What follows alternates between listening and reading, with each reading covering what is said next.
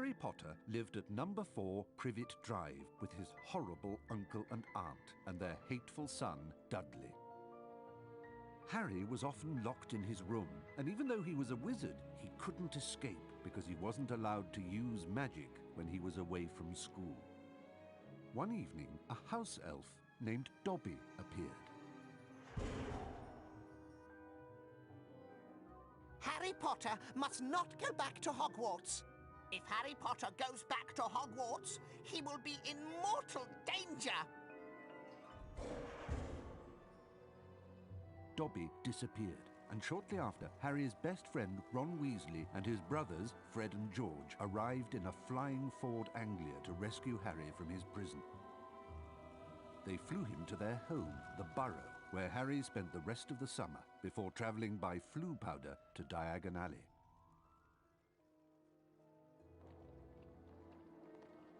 Harry met up with Ron's sister Ginny and went with her to Flourish and Blots, where the famous wizard author Gilderoy Lockhart was signing his latest book. Great Scott, is that? No, surely not. It is. It's Harry Potter. Ladies and gentlemen, this is the perfect moment for me to make an important announcement. I have great pleasure in announcing that I will be taking up the post of Defense Against the Dark Arts teacher at Hogwarts. Ah!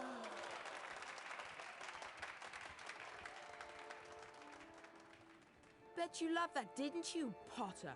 Famous Harry Potter. Can't even go into a bookshop without making the front page. Leave him alone. He didn't want all that. Potter, you've got yourself a girlfriend. I suppose your parents will go hungry for a month to pay for all the books you're going to need at Hogwarts. It's the least I can do to help out the poor and needy.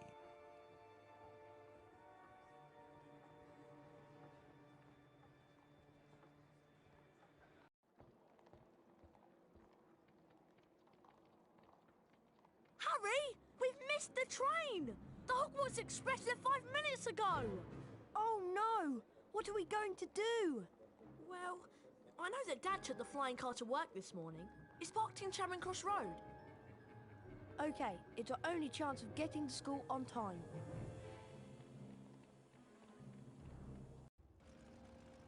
Being sure to check that no one was watching, Ron and Harry took off in the old Ford Anglia. Now all we've got to worry about are airplanes. I can't see anything in here.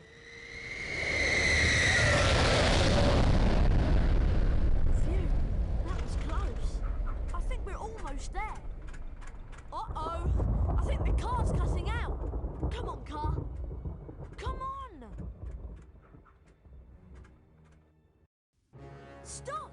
Stop! Stop!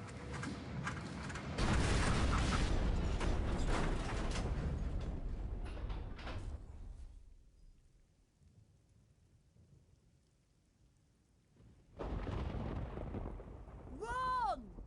Ron, where are you?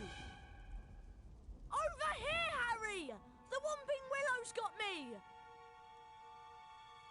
Don't worry, Ron. I'll come and get you. Just hold on. I can't do anything else. Hurry up, Harry!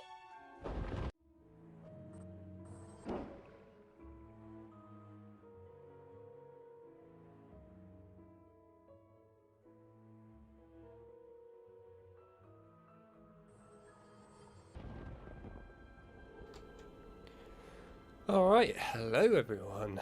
Apologies for being completely silent at the beginning there. Well, I suppose if you've been looking at what I've been saying on my community tab page, you might have noticed that I did say that this game has been a bit of a pain to stream. And I'm not exaggerating, this really is a pain in the arse to stream this game. It's not a game that I would say is very cooperative for streaming. Anyway, there's been a lot of problems with like audio things, and if I basically have myself unmuted during the intro bit, the game will crash. But if I mute myself, it works. But then if I try and unmute myself during that intro bit, it crashes the game again. So I have to remain muted for the entire intro bit until we get to this level. Don't ask me why, I have no idea what's going on with it. But anyway, it's fine, it's dealt with. To cast a spell, press and hold the left mouse button. Anyhow, I have managed to get this all sorted out and optimised for you all, so hopefully this will be all good. I also decided to put the field of view out a bit more. It looked nicer for you lot than for me. When you faint, your game will automatically revert to the point where and when you last touched a save book. Also, while we're at it, I'm just going to make this very clear now. This is one of those games, and this is why it's a pain to stream, that you can't alt-tab out of in order to go and edit settings inside of Streamlabs and stuff. So, if we need to change the volume, do let me know. I've already turned it down a fair bit because I thought it was quite loud. But yeah, do let me know, and I'll change it in the game. I tried to get the audio right. Hopefully it's okay. It has been a bit of a pain though. Open up magically locked objects such as chests and secret doors. But I think we'll be all good. Go on, land on Harry. Oh, so close. Some of your stamina. They also taste delicious. To be fair, this is an awesome game. I love it. Truly love this game. It's my favourite Harry Potter game, that's for sure. We're also going to be using the debug mode in this playthrough because I thought people might like to see some of the secrets outside of the games, like maps and things. So we're going to be playing through this normally, but we're also going to play through it by looking at some of the secrets, if you like, outside the map. Now, see if you can cast Flipendo on this branch to get it off me. I think I see a sensitive spot right there. Whee! Thanks, Harry. Much appreciated.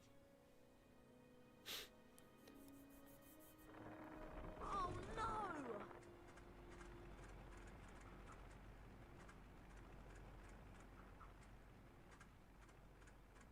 Come back! Great. My dad won't be happy that I lost his flying car. Anyway, we better get a move on. We don't want Professor Snape catching us out so late. Right, let's go through the whole of this bit and then I'll show you the secret bit afterwards. A lot of people don't know about this secret bit, by the way. So yeah. Not only does Mucus cast light, it also reveals magically hidden things. Also, sorry guys for being an hour later than I said I was going to be. There has been a fair amount going on today and there's also been a lot of technical problems, so it delayed me a bit. So sorry about that. To jump, run to the ledge and press the right mouse button. Try collecting the beans on all the ledges, Harry. Welcome, Jasper. How are you doing? Nice to see you here. Every flavour beans. I should collect as many as I can. They'll come in handy later. Welcome to the best Harry Potter game ever made, Jasper. In my opinion, anyway. Cast Flipendo to push the block towards me, and then Wait. use it to jump to this ledge. Are you actually serious? The Knights of the Old Republic remake has been shown off? What, in the PlayStation? Was it just shown off now in the PlayStation thing, or is it just generally announced?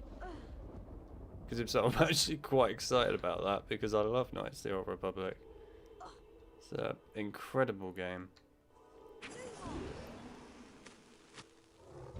I knew it was definitely being developed, and I knew Aspire were the ones behind it. I just wasn't sure exactly, well, whether it was going to come out with any info or anything anytime soon. But yeah, I love doing this. You can cast Flipendo to push buttons and switches, Harry. But that's very exciting stuff actually to see that KOTOR is actually coming back. It's been so long since we've had a Knights of the Old Republic game. Oh. And it's nice to see it return. And also Ron is just stuck there. I love it. This is a bronze. I wonder if he'll come through. There are 50 Oh, he is. scattered Hurry up, throughout Harry. Hogwarts. Every Each time second you counts.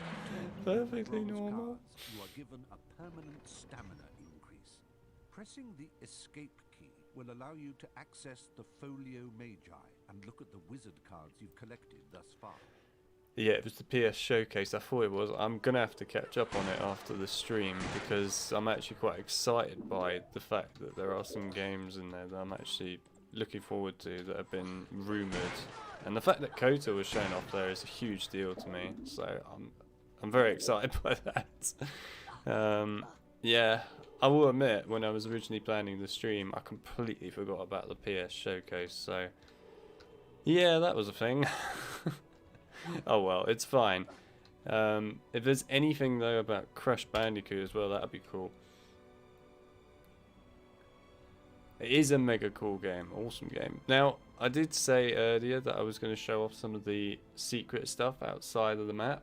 So, just give me, you know, some time to show you guys some of the secrets. Some people will know this, some people won't. If you're wondering how I'm doing this, by the way, it's with the debug mode. But if we go outside the map, like so, you can see over there, there is another version of this map.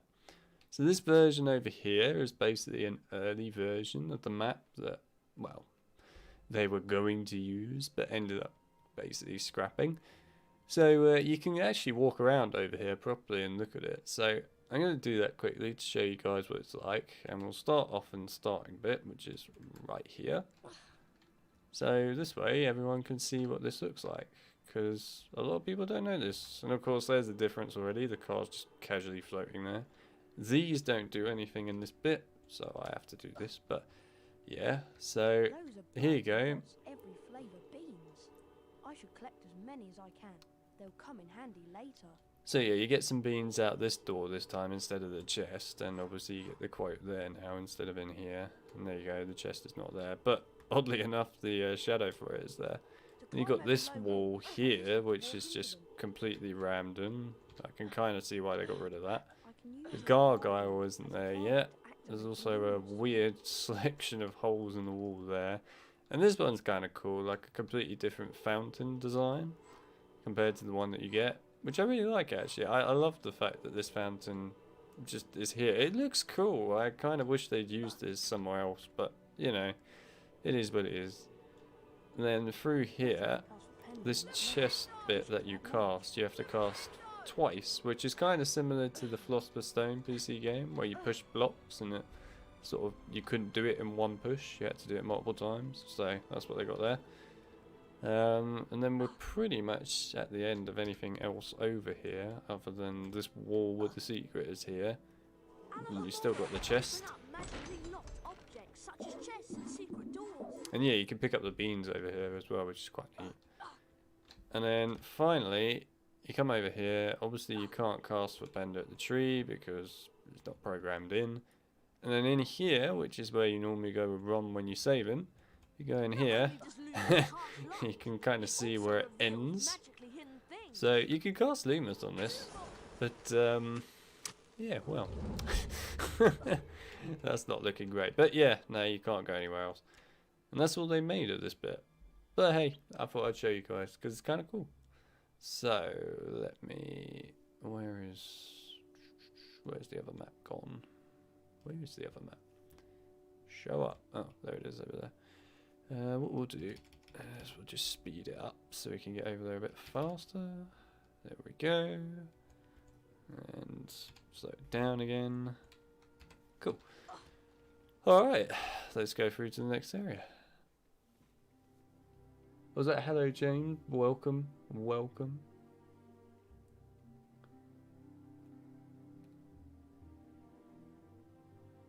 And 21 by 9. What, for this game? Because, well, I just play it by 16. Is it 16 by 9 I play? 10 by 9? I can't remember. I'm too brain dead after doing so much today. Anyway, yeah, that. The main reason I don't touch the other one, and I did try it before to be fair, it has its problems, and especially if you're doing what I'm doing, which is streaming, this game is a nightmare at points. Oh, the GTA 5 remake. Yeah, I'm really excited for that, Jesper. I'm more excited by the fact that KOTOR got announced. I want to see that now. I'll see you later.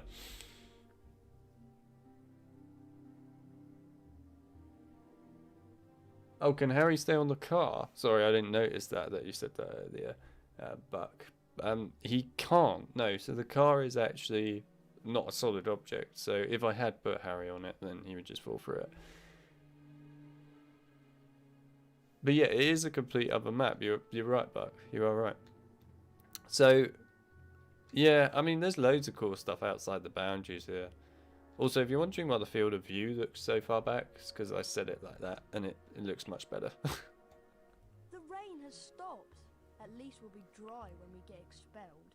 Come on, we'd better get up to the school. Oh God, his arms inside his body. That looks a bit weird.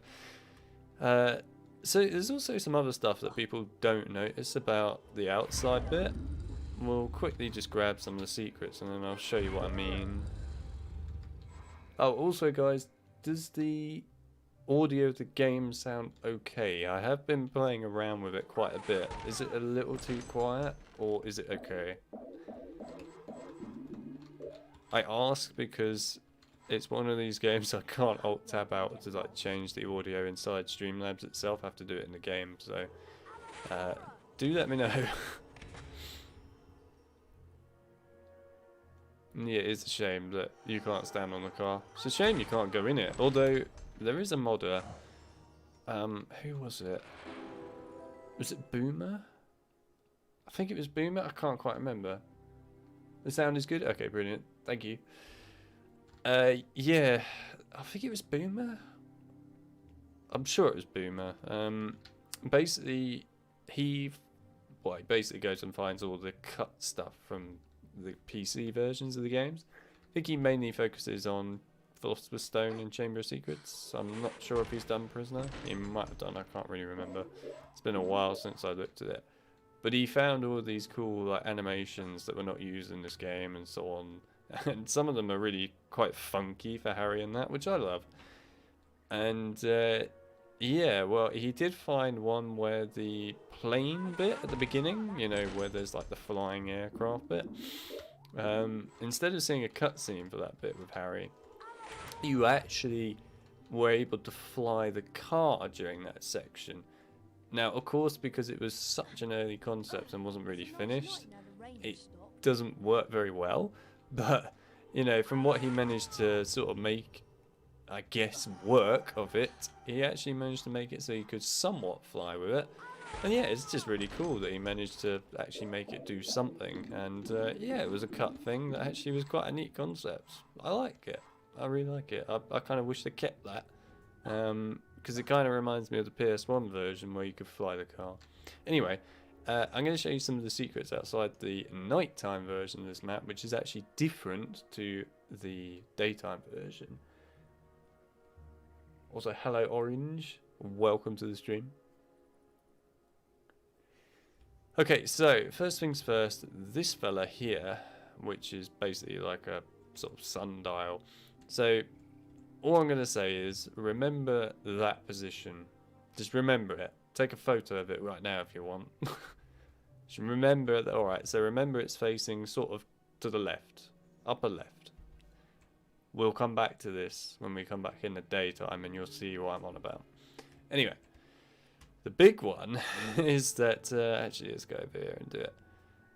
So normally over here when you go through this door, it takes you to the like hubology greenhouse area. But of course, because in nighttime you never go there, as you can see there is absolutely nothing here. So yeah, there you go. There is just a load of grass. But we come over here, say hello to Dumbledore, Lucius Malfoy, and Hagrid. Yeah, everyone's like, what? Why are they here? So there is a reason why they're here, and this game does this quite a lot, by the way. It sort of loads in all these different characters into the environments because they're used at some point in the environments. Usually. Not all the time, I might add, but usually. But these three in particular are used, and they're used later on just before you go into the Forbidden Forest to find Aragog. There's like a little cutscene basically outside Hagrid's hut, and of course these three are present for it. So that's why they're here, because they get loaded into Hagrid's hut later on. And of course, you got like all the beans in the secret area and that, which you come back to later on in the nighttime section when you're doing stuff with what's it called, Aragog. And then likewise here, you can go through here later on too. And actually, there's a load of beans and things here. So yeah, there you go. And while we're on the topic of something really cool and secret, did you know that Hagrid's hut was originally going to be a playable area? Would you like to see it? Obviously you can't go in it properly, but here's Hagrid's hut, so if you go in it, of course there's nothing here. However, if we go under the map, voila! Here it is, Hagrid's hut. This is actually Hagrid's hut from the Philosopher Stone game. You can walk around in it. It's literally the same one from Philosopher Stone, it's just missing a lot of objects, of course. But yeah, this was actually meant to be a playable area in this game. But of course they chose not to do it. I assume what was meant to happen is Harry was meant to come in here, talk to Hagrid a little bit beforehand, and then Lucius Malfoy and Dumbledore would have started coming down to Hagrid's hut, so then Harry would have had to leave and hide. But of course instead we have Harry hiding immediately with Ron for some reason. They're both hiding in plain sight, I might add actually, behind a rock, and then you get the Dumbledore and that cutscene outside instead. But yeah, there you go, it's here. It's left in the game. There you go. And also this, which is, oh god, that's a bit rough, but yeah, it's actually one of the doors, just for some reason behind the stairs. There you go. So yeah, I think that's pretty much all I really wanted to show you about the outside. It's probably fascinating to all these people who actually want to see some of this stuff. This is why I wanted to do this. I wanted to show you guys this. Let me catch up on the chat quick.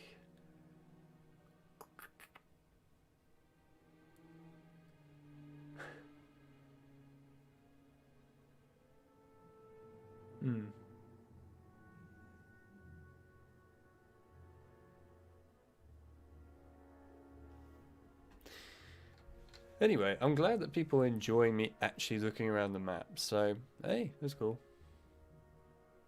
Is there anything on the rooftop? I'll show you before we leave then. No, there isn't. Which is kind of depressing, but yeah, it's just, you know, your average towers and things.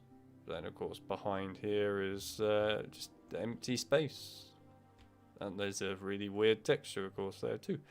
But yeah, no, there isn't anything on top of the towers. It's mostly just textures that shouldn't be designed the way they are. But what is cool is, of course, this side of the school you never actually get to explore. But yeah, there you go, you can have a better look at it. It's just a load of floating buildings, really.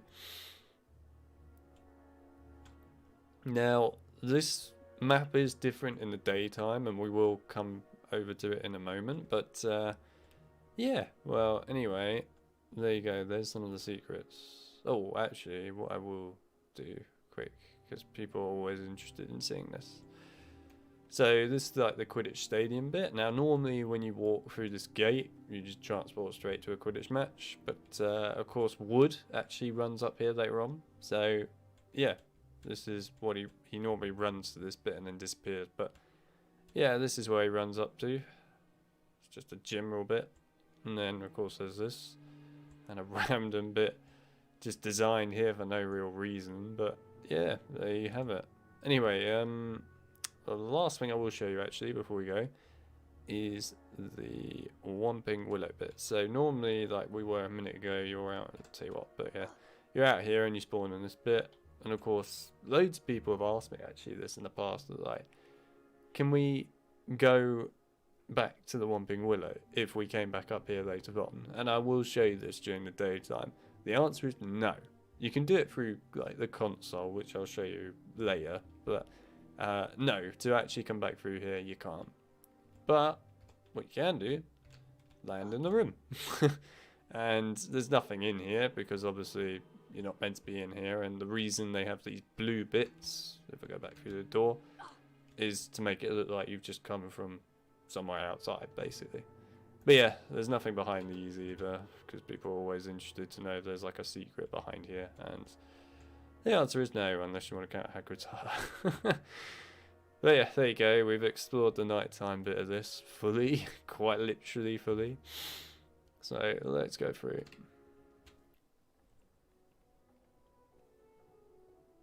The Gryffindor Dormitories just over here to the right, remember? Is there a fix for the text size? There is not, unfortunately, Orange. And this is actually a thing with basically all old games. There are some old games that have a fix for the text size, which is great, I might add, when they happen. But unfortunately for a lot of them, there isn't, and it's just something you have to deal with. This is one of them, so is Philosopher Stone. Prison of Azkaban is okay, though. That one doesn't have a problem.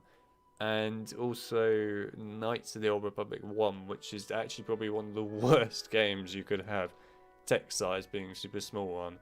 It looks so much better, the game, at a higher resolution, of course, but the text size is a pain in the arse for Knights of the Old Republic 1. And yeah, you can't change it.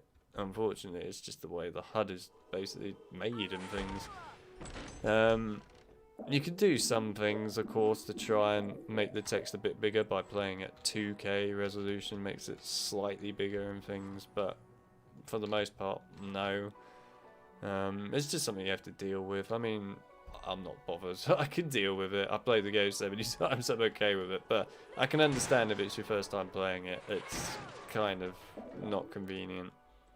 And I guess in the case of Knights of the Old Republic, we've got the remake now, like Jasper mentioned earlier, so yeah. There's a Wolverine game. Oh yeah. It's been ages since we had a Wolverine game, actually. So much going on with this PlayStation Showcase. So I will look at it later, but in the meantime I have Jasper to tell me every single game that's announced today. Jasper, what I want to know is Crash Bandicoot, Infamous, Killzone if they have it. Anything else? Maybe like any Lord of the Rings, Batman stuff. I doubt there'll be any of that, but if there is, yeah. But tell us all of it.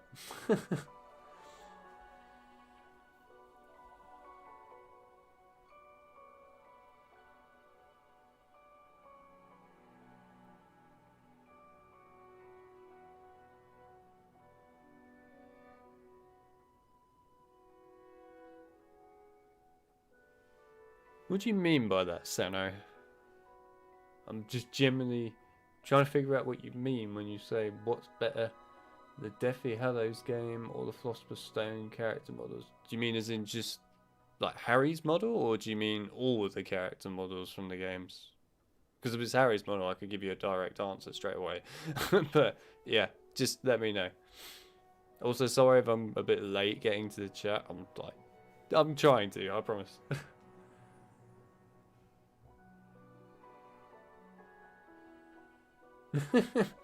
Yes, it can seem a little bit sad, Buck, when you think these giant worlds exist, but yeah, they're not.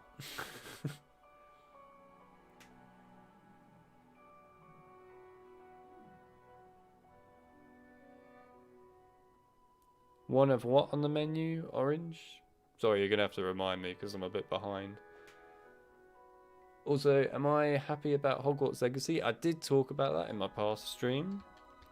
I mean, from what I've seen of it, like the trailer and also the leaked footage that was shown of the gameplay and things, I think it looks good. I think it'll be a very good game, hopefully. But I did say that I have my worries about it becoming a massive MMO, especially that it was sort of delayed when it looks pretty reasonable to go. But it was delayed by a massive year. It just seems a little odd. But yeah, my fear is that the game's going to become a big MMO, and if that's the case, I'm probably not going to like it at all, because I really don't want that. If it's a RPG, you know, open world game, I'm very happy, and that's what I'm hoping it will be.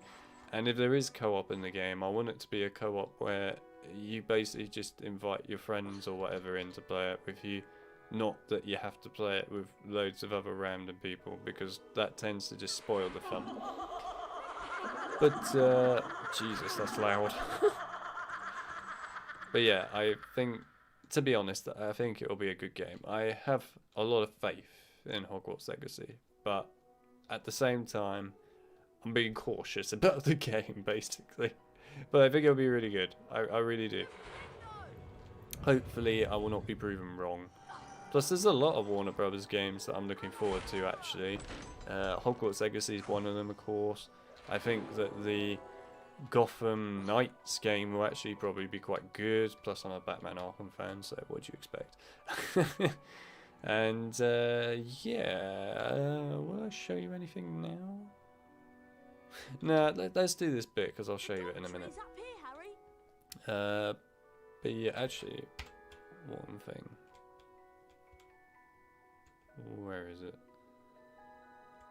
Is he in here? I've never actually known if he's in here or not. No, he's not. Oh, that's one thing I was going to mention. This door here in the Gryffindor common room, some people know this, some people don't. There's a cut challenge level behind this.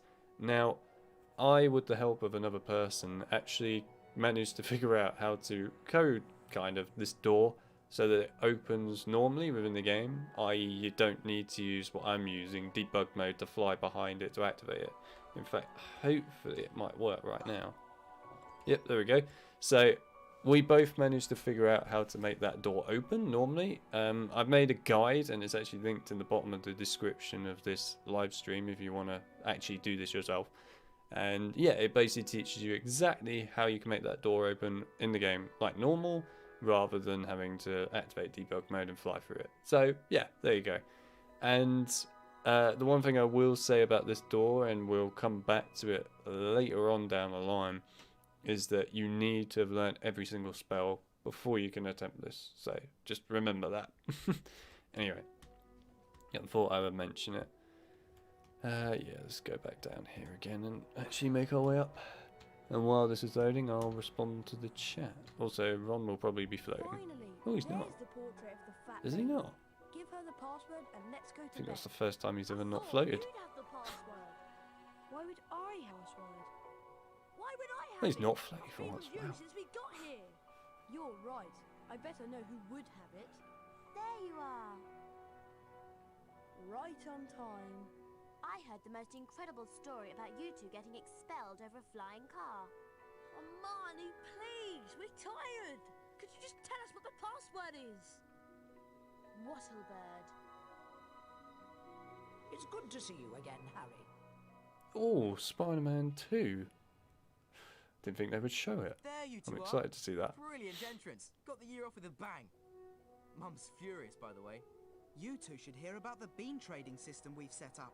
It's based on Bertie Bott's every flavour beans. Fred, myself, and several of our associates have set up trading opportunities throughout Hogwarts. Some of us will occasionally have an item to trade. If you have enough beans, we'll trade with you. Where are we supposed to get all these beans? They're hidden all over the place. It's not hard to find them. You should have enough to start trading in no time. I'll respond to the comments in a minute, guys. Don't worry. It'll be a pleasure doing business with you, I'm sure. I'm going to let the cutscenes roll through for those that actually want to watch them, and then I'll respond to the comments. But I've read them all, don't worry. So I'll let people watch this first. Once inside the common room, Harry was greeted by the cheers of his fellow Gryffindors. Harry and Ron became Gryffindor heroes due to their little accident with the Whomping Willow. Harry slept well that night and looked forward to his first day at Hogwarts. Good morning, Harry. It's time for our Defense Against the Dark Arts lesson with Professor Lockhart. I just love his books. He's such a brilliant writer. Defense Against the Dark Arts on the 3rd floor. Follow us. I will not follow you. But anyway, let me respond back to the chat. Okay, so first of all, let's go back to... Yeah, Seno about the models. Okay, so you mean all the models for the game. So... I think in the end I'd have to say probably definitely Hallows. Although it's got some really bad models in it, that game. I mean, this is kind of dated, but it's old, what do you expect? Oh god. I do think that certain models in this were quite impressive for their time. And then Deathly Hallows, there was a lot of models that should have been way better than what they were for its time. Oh god. No, you know what? Given the fact that the models for this game's time period were actually not that horrendous, I would say this game actually. I think that the models for Deathly Hallows period should have been way better than they were. Some of them. Some of them are alright, but some of them are just terrible. So, yeah. There you go, that answers your question. Which game do I think is the best between HB 1 to 3? Well, this, I think, is the best Harry Potter game ever made. Okay, some people might not agree, but I personally love this game. Second best game, in my opinion, is Harry Potter and the Prisoner of Azkaban for the PS2, which we've already streamed. So, yeah, there you go. Those are my two top Harry Potter games. Maybe I'll do a tier list for you all at some point. You all seem to be obsessed with me when it comes to what games I love the most. So, yeah, let me know if you want to see it. And yeah, Buck, you agree with me when it comes down to Hogwarts Legacy. And yeah, I think a lot of people do. Let's just hope they do it right. I feel like they will, but let's just see. Oh, God of War Ragnarok, oh yeah.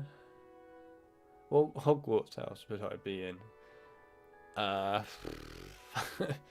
Probably a Gryffindor, to be honest, but I mean, at the same time, I can be like a bit of a how should I put it? Like a slightly annoying bantery person when I want to be around others. So yeah, I don't know. I'll probably go for Gryffindor still. So yeah, we'll say Gryffindor.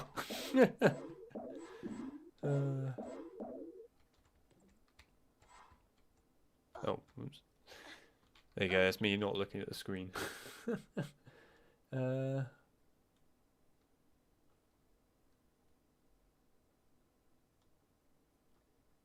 Yes, there is a fix for the menu, orange. I actually think it, again, if you want to know how to optimize this game properly, a link is down in the description of this live stream that tells you everything you need to know about that. And inside that video, it wasn't created at the time of the video, but like probably about 2 months or something after the video was made, somebody made a mod that allowed the menu, like this bit, to actually sort of fit the screen a bit better. Now, I don't use it for a simple reason that it basically cuts off half your screen. So imagine where Harry is right now, and then basically imagine half of the screen being cut off. So then you get the menu, the whole menu I might add, in that other half. So it is a way to fix the menu, yes, so that you see the whole thing instead of just an oversized one. But at the same time, it doesn't look great on a 4K display because it's quite small. So yeah, it's an iffy one, but if you want it, then it's there. I've got it linked down in the video. So yes, it is possible. And yes, Buck agrees that 2 is the best game. PC 2 best game. No one can fight me on that one. It's the best game. So even Niels agrees.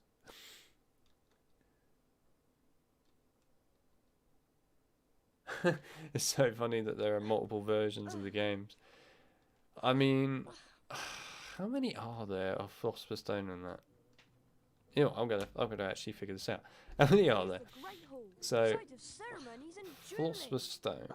Okay, let me think about this. So, there's Game Boy Color, Game Boy Advance, PC, PS2, PS1.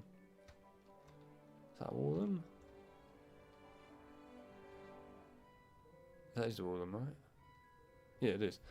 So there's 5 Philosopher's Stones. Okay, 5 Philosopher's Stones. They're all different.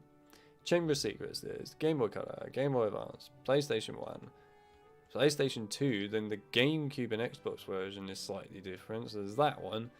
Then there's PC. And I think that's all of them. Yes. So then that's 6. And Prisoner of Azkaban, there's just the 2. Oh, sorry, no, actually, there's Game Boy Advance as well.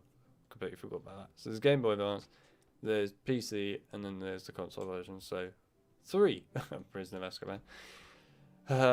So yeah, cut back a lot, Prisoner. Anyway, something that a lot of people don't know about is this game has these sort of what I like to call random encounter events, where basically at certain points throughout the game when you're playing, you can go off somewhere else you're not meant to go, and you get like a mini cutscene in that. So we're going to find one of those right now, and it's with Hagrid. So at the beginning there, when you're meant to go to the Richard's Emperor Challenge, we're going to go outside instead, and I'm going to show you that thing that I told you to remember with the sundial earlier, and here's the cutscene. Welcome back for the new school year, Harry. I'm still gamekeeper here, thank goodness. Chamber of Secrets remake, you know, Jasper, I read that for a minute and went, wait, they haven't seriously remade Chamber of Secrets for the PlayStation Showcase?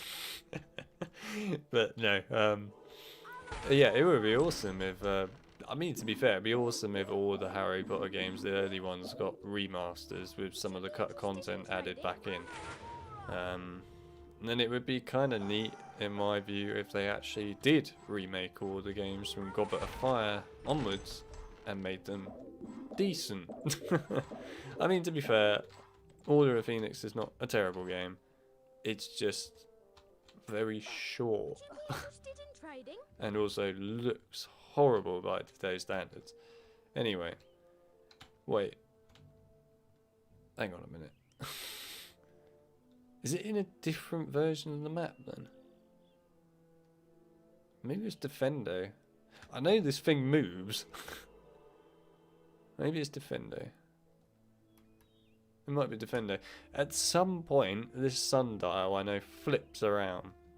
I thought it was now. No, maybe it's Defendo. We'll find out at some point. Do I have debug mode on, Robert? Yes, I do. If you're wondering what the weird green text is up the top left-hand side of the screen, and also why I'm flying around everywhere. Yes, I have debug mode on because I wanted this stream to not only just be a playthrough, but to also show off some of the secret stuff that most people will never see, basically, in the game. Because I've had loads of people in the past on my Chamber of Secrets stuff ask me to basically explore the entirety of this game more. And while I might do it in a game, like sense video sort of walkthrough standard way, I'd rather do it in this live stream because one, it's more interactive with you guys, and in general, why not? So yeah, I do have debug mode on.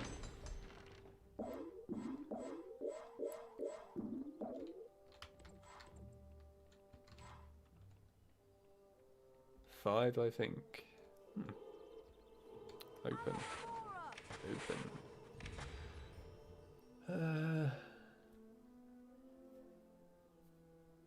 Oh yeah, but the Mac version is the exact same as this version, so I'm not counting it. I'm only counting the versions that are actually different, like completely different from, you know, the other versions of the games. So the Mac versions are basically just this ported to Mac, so it's not really any different. But yeah. Oh yeah, I forgot you could do this. Where is it? It's like right here somewhere. Come on. Oh, he's not going to do it now. Good old Hagrid's hut. Ah yes, the annoying pigs that never shut up. Hello pigs. Hi. Just gonna casually bounce on your back. What? Ah, why are you not grabbing that? Hello? What? Oh, there we go. Shut up. So loud. They actually are really loud, by the way, like through my ear, through my headset right now, or my ears. All I can hear is just like I physically can't actually hear the music when they squeal. That's how loud it is. Hey, buddy. McGonagall's a tough one, all right, but her heart's in the right place. If you say so, mate. Also, as people probably would like to know what's behind this during the daytime, here you go. This is what's behind it. Just a big open ditch. Sorry to disappoint, it's not that fascinating. Oh, there is one thing I would like to show people. There's something that I discovered yonks ago in this game, actually, and just found it really hilarious to do. Obviously, you're not meant to do this, by the way, and we are going to quickly go and find a gnome. Where's a gnome? Or can we get one yet? Can I fit in here? Just really pushing it. Oh, yes, I can. Oh, but I can't focus on the gnome. Hit the gnome. Won't let me hit the gnome, damn. Oh, well, we're going to have to wait. I was going to show you it, but we'll have to wait. Oh, yeah, here's Hagrid, by the way. Yeah, that's some quality texture work right there. There you go. Have a super scary Hagrid face. There you are. Sure, everyone wanted to see this. Also, while we're here, who remembers earlier on in the nighttime version that we had, you know, Hagrid and all that standing outside? Of course, they're not now. But, well, let's go inside here. Say hello to pretty much every NPC in the entire game. Yep, here it is. Oh, it's you. Indeed, it is me. What are you looking at? I'm looking at you standing in a blacky box void with a part of a tree in it. But yeah, here they all are. All these different characters just casually chilling out here. Some of them, by the way, are used like in this area. So like all of this lot are used outside, of course. As for this lot, obviously Dumbledore is used for the Quidditch and things, although that's not loaded in this bit, so I'm not sure why he's here. Fred and George are used, of course. Ron and Hermione get used at points, but and of course Sprout does. Yeah, the other lot don't. I'm not sure why they're here. I assume they were meant to be used, but then they just never got used. So yeah, there you go. Is there anything else outside that's worthwhile showing right now? Oh, actually, yeah, go on. Oh my god. We have a kamikaze student, everyone. Literally trying to kill himself, I swear. So, here you go. This is the Whomping Willow bit at day even. And the area that we came out of, you can see, is no longer a like metal gate. It is now one of these. And again, there's nothing behind it. Oh, and if people were wondering, you can actually walk up here. And you can also walk up here. So yeah, there you go. Alright, I think that's pretty much everything I wanted to show. Yeah. Let's go back in. Cool. Oh, sword mode. I don't know, Orange, if you've seen my mod video I did, like, how many years ago did I do that now? Probably like 7 or something years ago. Basically where I made Fat Harry and Phoenix Harry, and by the way, everyone loved that. But yeah, so yeah, there is like a whole thing where you can give Harry the sword and make him kill everything in sight, and yeah, well, you can kill the pigs. So yeah, you're right, Orange, you can kill the pigs. It's great, it is great. Hi, I'm Arthur. I have a smashing collection of non-magical cricket balls. Pardon me. Don't mind him. That's Marilyn's younger brother, Arthur. He's a bit off. Okay, so you're probably wondering why I've come to these two NPCs in particular. You're probably like, why is he here? This is actually an Easter egg, believe it or not. So Arthur, that Hufflepuff there, is the brother, like the other guy from Ravenclaw said, of go away, of like this other girl. So this other girl that he was talking about, Marilyn, wasn't it? is actually in the Philosopher Stone game. It's the part where you are heading up to do the Lumos challenge. Basically, you can bump into her there and she talks to you about all manner of weird things that she has in her collection. And Arthur here does the same thing. My Beetle Pincher's collection is much better than my sister's. I can show them to you if you like. His sister, by the way, is not in this game. So, yeah, like I said, it's a mini Easter egg. Only people that have played both games and paid attention will notice this. But there you go. I thought I'd point it out. Oh. Also, what have we got in the chat?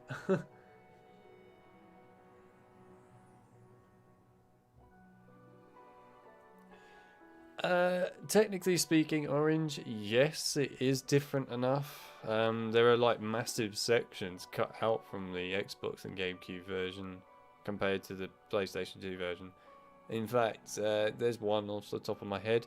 So the library fight with Crab and Goyle, that's gone. I mean, there are loads of different things. Also, the thing that was slightly sad about that version is because it had better graphics, you had to lose the ability to actually free roam the grounds properly. I mean, you can later on, and oh my god, Ron is doing some pretty funky moves right there. But there's Hermione just casually chilling out behind the door. Hello. So random that. But yeah, they are different enough to count them as being different. So yeah, I'm doing that.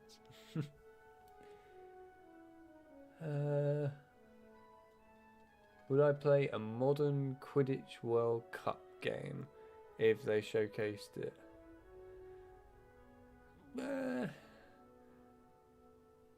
I think, let's put it this way. Quidditch World Cup, if it was an online sort of game, like via today's standards, would probably be really good, mainly because of course every player would then be a real player, and actually each game would feel quite different and unique, and that would be awesome. So yeah, I think if it was a multiplayer specific game, Quidditch World Cup, I think it would do really well. If it was still a single player game, it'd probably be fine, but they would need to make the AI a lot more interesting than they did in Quidditch World Cup. I mean, they're okay on hard mode, but still. Also, they need to make Quidditch World Cup way more interesting as a game, because it is an okay game, but it gets really boring very quickly. So yeah.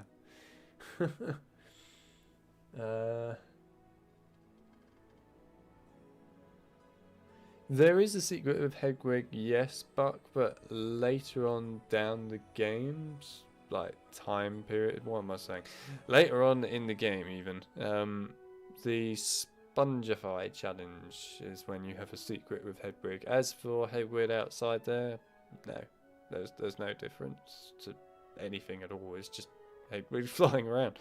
So yeah, no, there isn't a secret to Hagrid outside. There is a lot of crazy stuff in this game, and that's why we're going so slowly, because I'm showing so much of it off. I promise, we will get through this.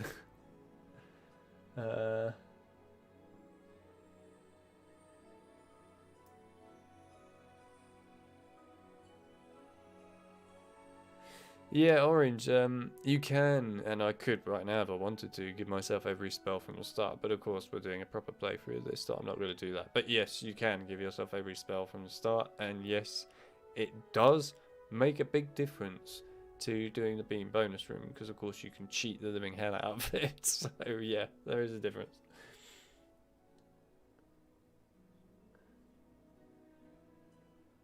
And welcome, by the way, to the stream. It's nice to see you.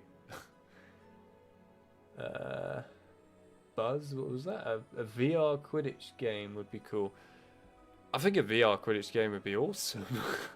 I would love to see that. Harry, Defense Against the Dark Arts is up here. Try to hurry, Harry. There's the Fat Fair. Gilderoy Lockhart in person. Yeah, actually, so VR games, like certain VR games are not great as VR games in my opinion, are just sort of done for the sake of it, but there are VR games that obviously are perfect for VR. Now, there is a game that I didn't think was going to be that great, but actually surprised me. in VR, and that was Star Wars Squadrons, which was like the newer EA one. And that game in VR is actually more fun to play than playing it outside of VR. So they did a great job with that one. Hello, Harry. Squish Nick. Oh, hello, Nick. Even after all these years, I still find new secrets in Hogwarts. Here's a special area that you can unlock only if you collect all 40 silver wizard cards. That would be quite funny, to be fair, Buck. It would. For every 10 silver wizard cards you collect, you'll get a key that will allow you to open one of the 4 locks on the door. See if you can find all 40 silver wizard cards hidden throughout Hogwarts and the grounds. We will be doing that. Don't you worry, Nick. Also, we haven't seen Jasper come back with anything new from the PlayStation Showcase for a while. If they stop showing things, seems a bit crazy.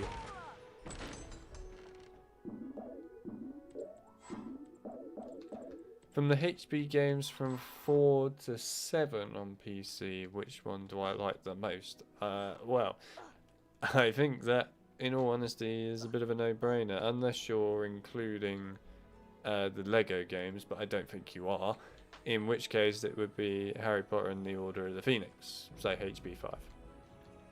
Because that is easily the only really great game out of the lot in the later on sort of entries of the Harry Potter games. I mean, let's put it this way, Goblet of Fire I can tolerate. It's not good, but I can tolerate it. And then Harry Potter and the Order of the Phoenix I think is a pretty solid game, and I quite like the secrets in it and so on. I think that's what really makes that game so good though, is the secrets. Also Hogwarts itself is impressive as hell, with the free roaming and stuff, but the still a downside to Order of the Phoenix is the fact that it's really sad actually as well, is that the game is just super short. And it's really short. You know, I wish it was long, but it's just not. Also, while we're here, everyone wonders what's behind this door right here. Obviously, we know that's Myrtle's bathroom, but this door right here, no one knows what's behind it, right? I wonder why this door is locked. Oh well. And of course, he wonders why it's locked. So, sorry to disappoint everyone. There's nothing behind it. It's just an empty space. So, my belief is that there probably was going to be something else there, more likely like a male toilet or possibly even like a secret room, but it just got canned. Also, while we're here, Myrtle's bathroom door is completely messed up. I wonder why this door is locked. Let's take a closer look. So as you can see, that texture is not looking good, is it? it's got a rough sort of edge to it. And there's the back of it. So yeah, there you go. But yeah, you can see Myrtle's already in here and so on, so they've already loaded her in, which is kind of cool. And of course, you can actually look down the hole of this tube, which is quite neat. There's some really cool stuff there. There's toilet stuff that I will show later on. Sounds really weird saying that. There's toilet stuff I will show later on. Oh dear. Yeah, anyway, take that how you will. Yes, I will show that later on. So, the thing I'm going to show quickly before we go up top and so on is outside the map. So, if you come outside of the map, basically, out of the main hall bit, and you come all the way down here, we can find yet another one of these, I like to call them character dev rooms. And here you are. So you can see like the burnt phoenix for Fawkes there, you've got Flickwick, Lucius Malfoy, and just to make sure the pig doesn't annoy me by squealing, I'm going to go into this mode. But yeah, you can see like Harry sort of with his transformation, including his arm, Hagrid for some reason. There's the pig, which I hate.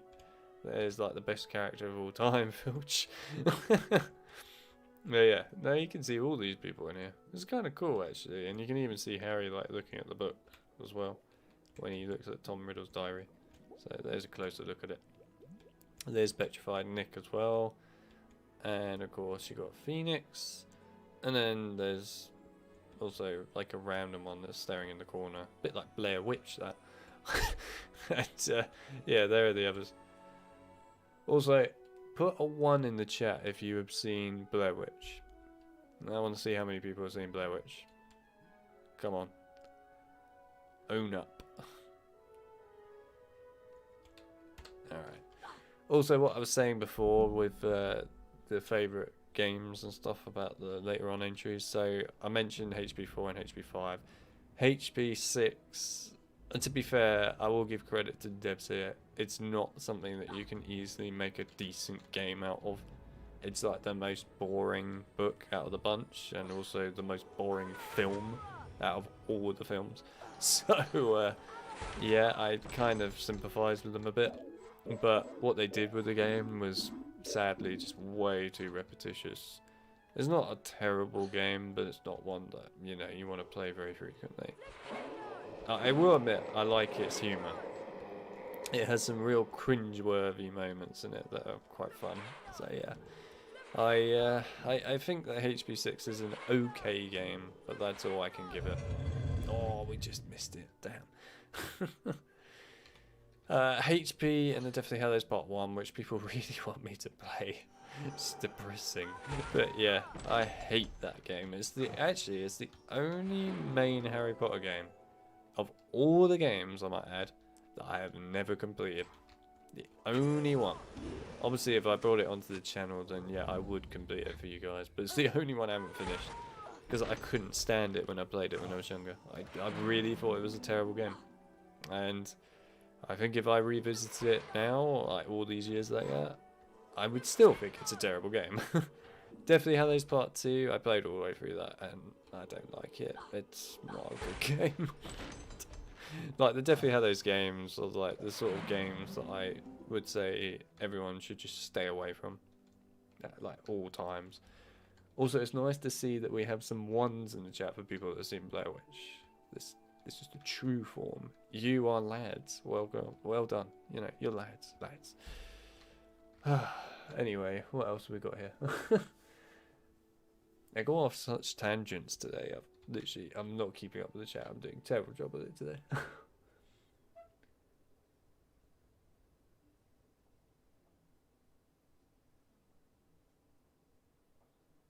Two fan-made Harry Potter VR games.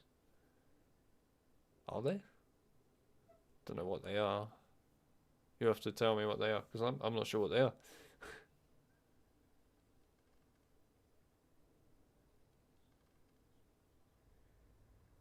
Played it 4 years ago.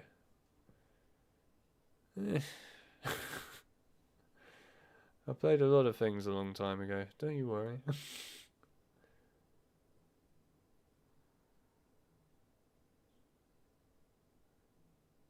One is single player Quidditch and the other takes place in a biblical home. Interesting. I've never seen it. I've never ever seen them. Interesting. Like, I actually might have a look at them later. I've never seen them before. Thanks for sharing it. I appreciate that, Buzz.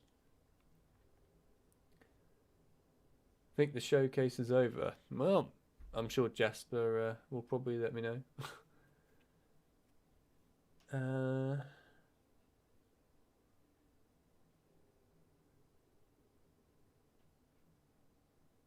One of your top 10, Buck. To be honest, I think this is easily up there in one of my top 10. This is a game that I always come back to. I played it since it first came out when I was a tiny kid. I've played it every single year since. I love this game. I will brute force damn modern day Windows and things in order to get this thing to work. I will do anything, pretty much. And rightfully so. It's a freaking awesome game.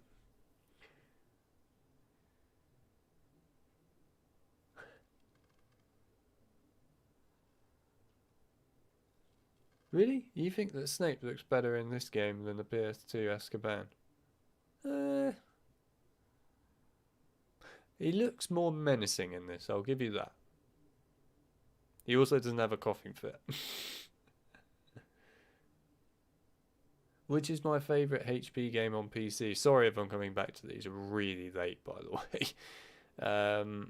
This one is my favourite game of the PC games, then it's Philosopher Stone, and then it's Prisoner of Azkaban.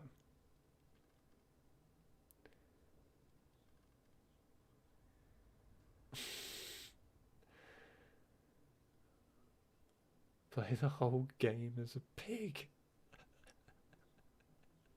The funny thing is, you can do that. It is completely possible. The worst thing that you can do as well is you could play as a pig, and then you can switch back to Harry's model, and it's Harry basically in the stance of a pig, and it looks really quite terrifying.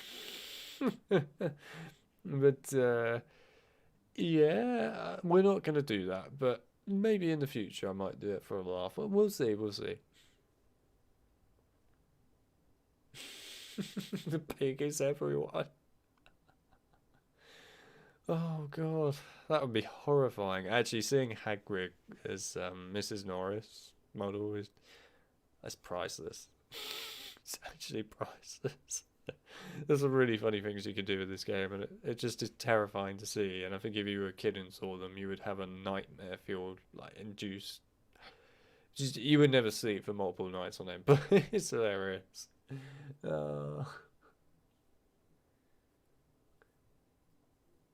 remake. Oh yeah, of course. I mean, I don't even really consider the. Well, I call it the new Blair Witch. I don't really consider it a remake because, to be honest, it's not. It's meant to be kind of a sequel, but. You remember where it is, don't you? It's pretty bad, yeah. I think the thing that got me about that one is you actually see the Blair Witch, you know, in the film, which kind of defeats I'd better get out of here. the horror. Filch might be lurking nearby. Dun dun. Well, Love it. I heard a crash, and what do I find? Mr. Harry Potter and a broken, irreplaceable antique vase. Argus Filch, the caretaker, was loathed by every student at Hogwarts. Some thought his cat, Mrs. Norris, spied on students. Honestly, it just fell. Come to me. Let me rip you. There you go, evil voice time. What was that? That was me. Hey, what are you talking about? See, even he didn't hear I it. heard a voice. Hearing voices won't get you off. I'll mark this down against you. Now move along while I clean this up. I must have been hearing things. But yeah, I don't know if you've seen it, Jasper, but there actually was a Blair Witch 2, which actually was a sequel to Blair Witch 1, or the Blair Witch Project, should I say. And it was deemed so terrible that they actually basically just went, no, it's not a part of the series, but it exists, and it's a terrible film. Yeah. Oh, actually, we're gonna hold the gnome. You'll see why we're gonna hold it in a minute, and I think everyone will find it hilarious. So we're gonna use no clip for it. Might as well walk up and find something. Would you like to get rid of the gnome? Don't think you can outwit me, Mr. Potter. Oh! I was not expecting that. It just bounced off Mrs. Norris, and that was great. Right, I'm just going to throw you there for a minute, gnome. I just need to get a secret quick.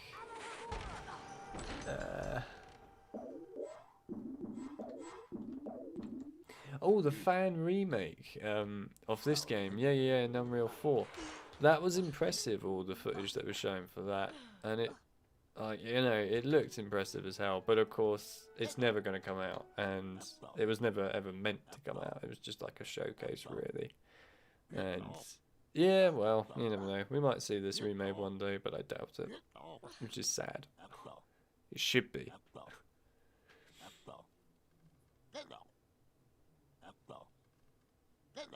Buzz, did you put a link, by the way, in the chat for a trailer for the HP VR games? Because if you did, thank you for that, but I can't look at it while I'm playing this game because I can't Alt-Tab and like open up things or anything. So, unfortunately, while we play this game, I can't look at that. So, you'd be best, actually, if you went to my Twitter, if you have Twitter, and just either tweet it at me or send me a private message on Twitter with it, and then I'll see it. Sorry about that. This is the game's fault for that.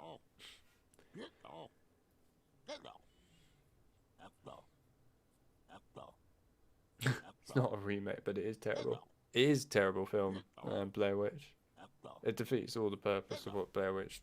Well, the the Blair Witch Project even stands for, which is a shame. Although I did like the game, actually.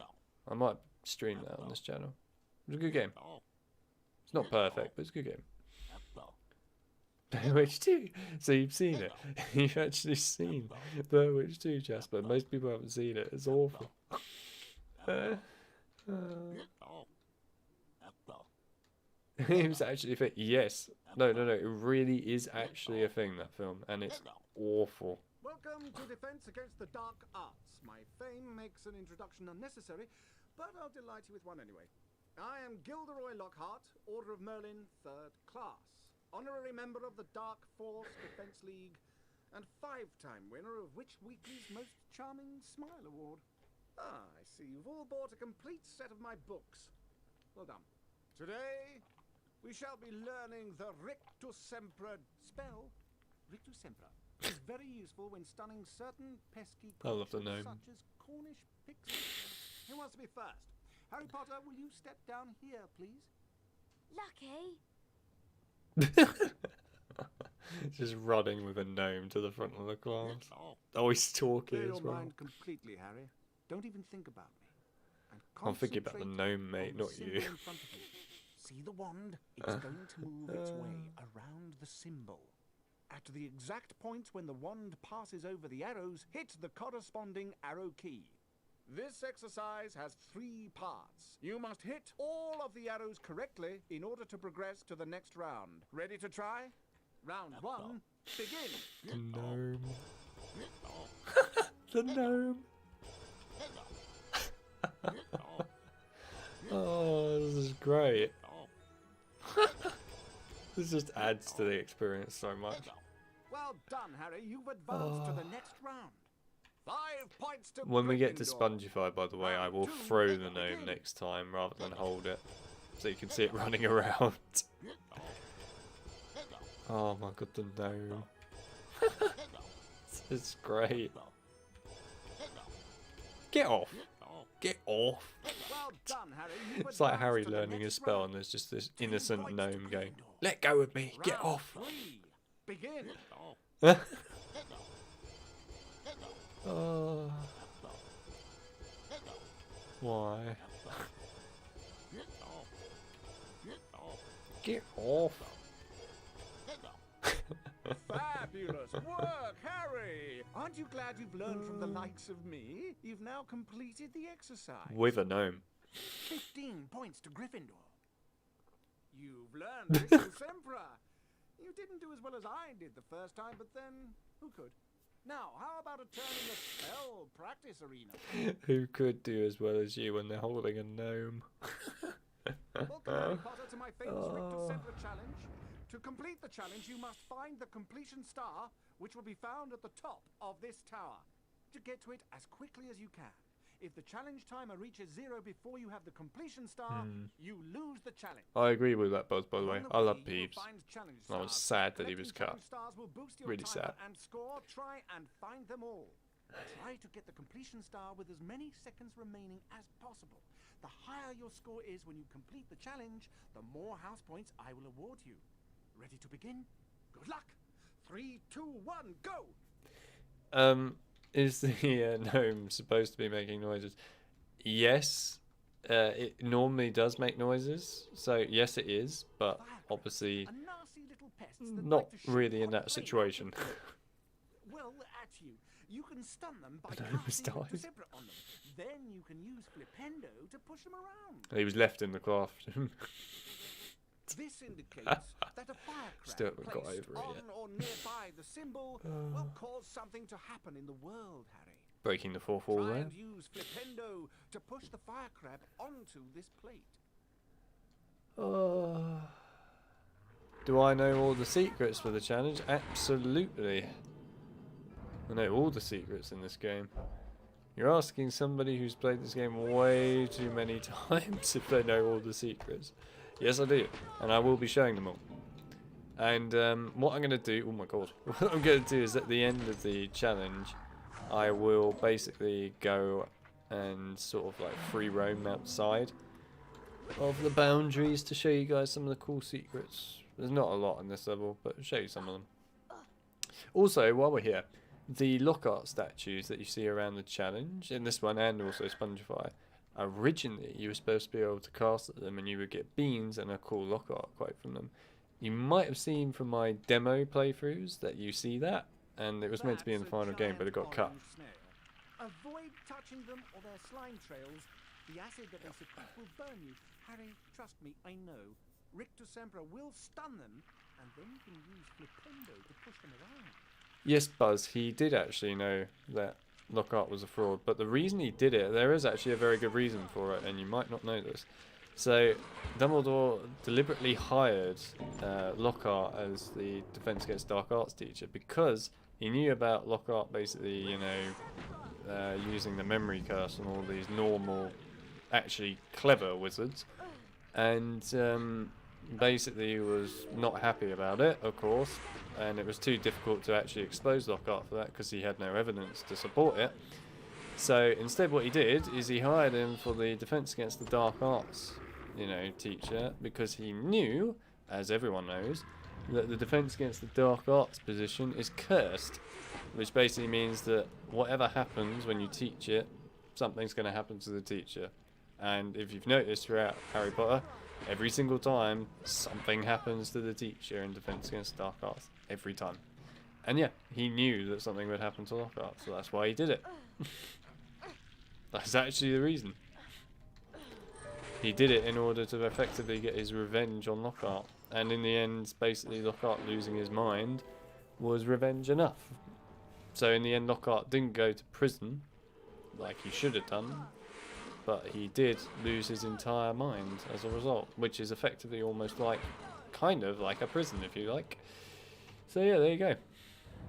A fact that you might not have known. Gnomes are a greedy lot. They will try to steal your Bertie Bott's beans. Flipendo will push them onto their backs and cause them to drop anything they might have stolen. You can also pick up gnomes and throw them around. Throw them into a gnome hole to permanently get... They were, yes, Jasper. That is a gnome hole. This is where gnomes come from and where they go to deposit stolen goods. Throw gnomes into these holes to permanently get rid of them. You cannot climb into them. Wait, hang on a minute. What?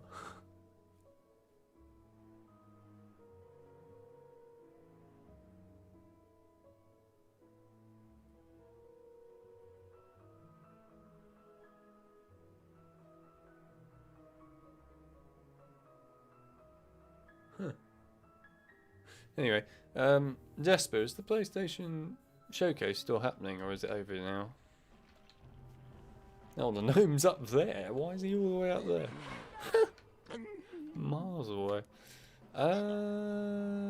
Nah, I'll show you it outside. It's more fun outside. What? Also clever, man. Thank you very much. But yeah, no, Dumbledore is a clever guy for doing that. Absolutely. One of the most clever things that he possibly could have done. He's actually quite a smart person overall. That's what's impressive about him, is every decision he makes is actually quite clever all around. It's weird, but, you know, he's always kind of like one step ahead. And the funny thing is, with Dumbledore, even when he's dead, he is still one step ahead. And he is, at all times, still one step ahead. It's crazy, really, how he's able to do that. Oh, sorry, let's move that out of the way. It's over. That's cool. I'm very impressed to see that they showcased Knights of the Old Republic there. I may have to celebrate with a Knights of the Old Republic video now. Well, I say video, stream. I'm actually really excited for that. That's a big deal for me. Knights of the Old Republic series is my second most loved video game series of all time, so to actually hear that it's making a return is such a big deal. And also this is like serious animal cruelty right here. This is so wrong. Just like burying effectively. I mean, look at how big this size of the space is, isn't it? I mean, look at this, it's tiny. Such animal cruelty. Anyway. Switch away from the arrow keys. Oh, hello, Silver. Welcome to the stream, my man. It's nice to have you here.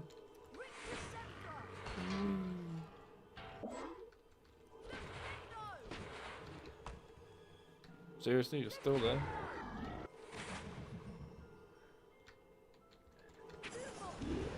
Yeah. Oh, I missed it. Nope.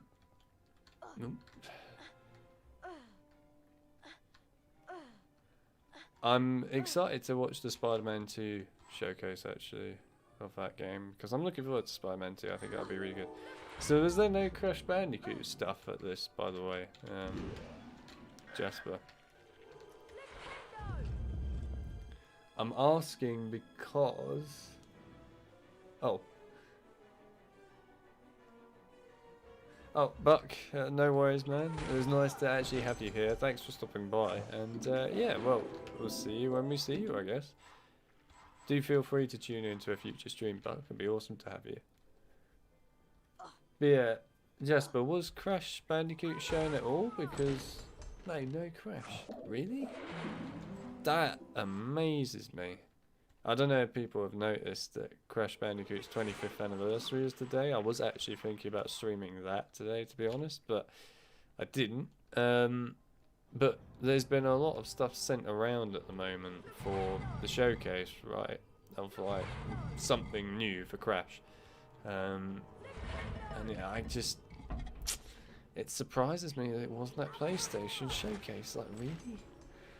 I mean, it's been so heavily all over the place today and yesterday. I'm amazed by that. That must be... Unless... Huh. I mean, I guess there's a possibility then that they will do it next week. Must be, surely.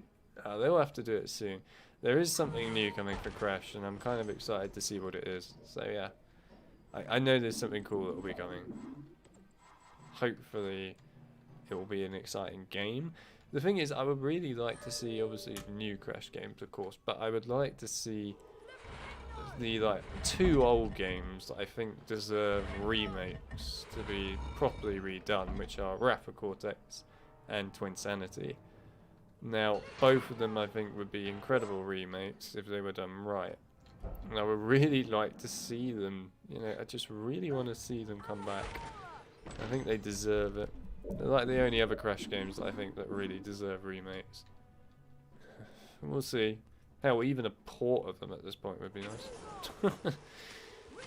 I know they're not the most incredible games to a lot of people, although a lot of people like Twinsanity because it's a very good game. It's a bit of a short game and not finished, but yeah, it's a good game. Wrath of Cortex is not perfect, but you know, it's not a terrible game. I think it's okay.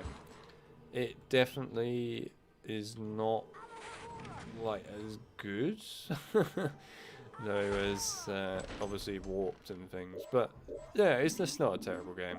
It's got a lot of problems with it though, Wrath of Cortex, and I think if it got remade, it could sort so many of those issues out.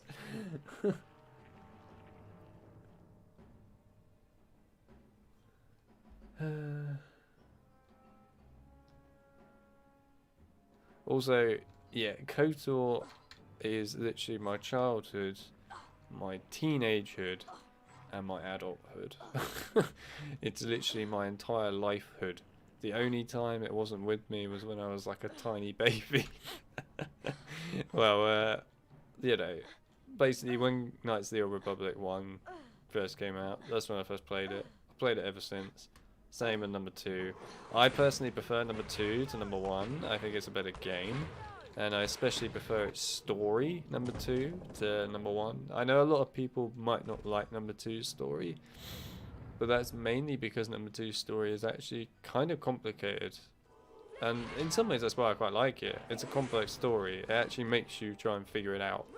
But the nice thing about it is it's the only thing at the time period in Star Wars that ever tried to do something where it was basically not the light side and not the dark side that was important, but rather the in-between.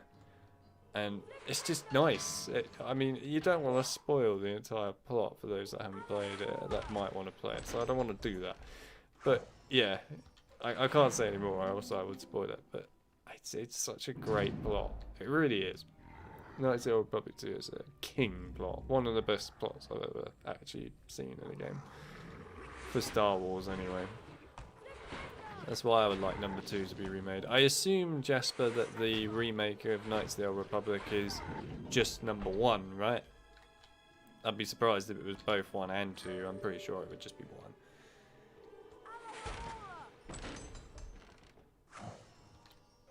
Also, did the remake, obviously don't spoil it all because I would quite like to watch it, but did the remake actually look like Knights of the Old Republic 1 at all, or did it look like a completely different game from the ground up?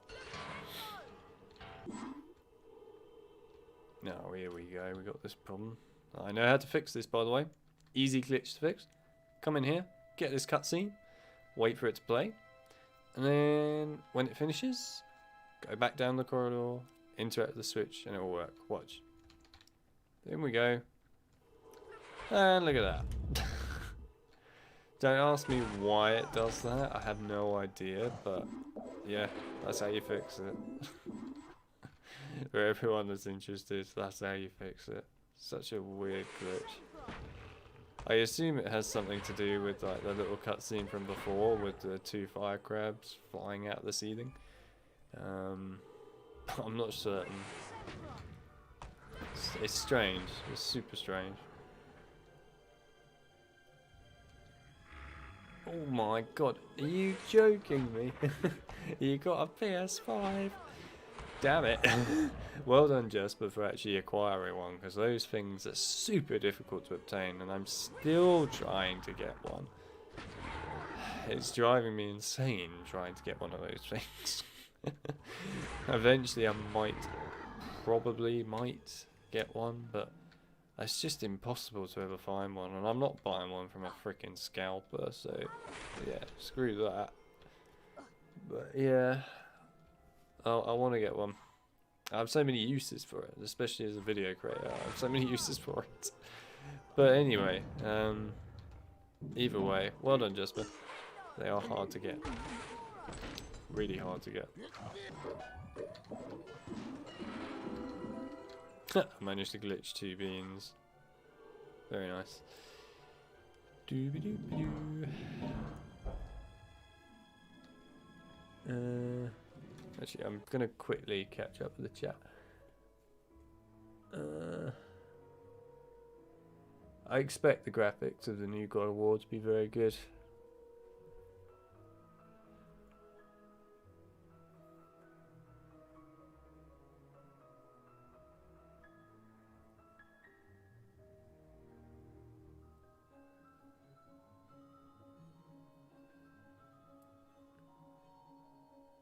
Imagine if you could aggravate if I could speak. Imagine if you could aggravate. I can't even say it. Abracadabra. Why can't I say it? Kill. There we go. Let's just go with that for now. Imagine if you could kill enemies in this game. Yes, that would be cool actually. In some ways, to get rid of them for good. Some of them, in particular, the bow truckles. But yes, I mean, in theory you can do that with a mod with the sword, which is great fun actually. But yeah, no, the light, not the dark, just right in the middle. Knights of the Old Republic 2 is right in the middle though. It's all kind of about staying neutral, shall we say. I'm really trying hard not to spoil the story. But yeah, it's about being in the middle, and that's the most important aspect of that game, is just being able to see the difference and trying to see the difference between light and dark and staying in the middle. And I can't say anymore because I will spoil it. And yeah, number 1. Yep, I thought it would just be them remaking number 1. Anyway, I will absolutely, when that releases. Did they give a release date, by the way, Jasper? when that releases, Knights of the Old Republic remake, that's coming on this channel. That's being streamed. There's no ifs or buts. That is coming on here. And believe me, that game really needed it. It's so painful to play it on PC now. And it's not had the update that Knights of the Old Republic 2 had on PC. Also, I mean, it's kind of dated in a lot of ways, the KOTOR games now. They can be so easily improved. So it's nice that they're actually doing something with it. And I assume that they'll be doing number 2 after number 1. I'd be amazed if they didn't. And if they don't, I will be very upset. Very upset.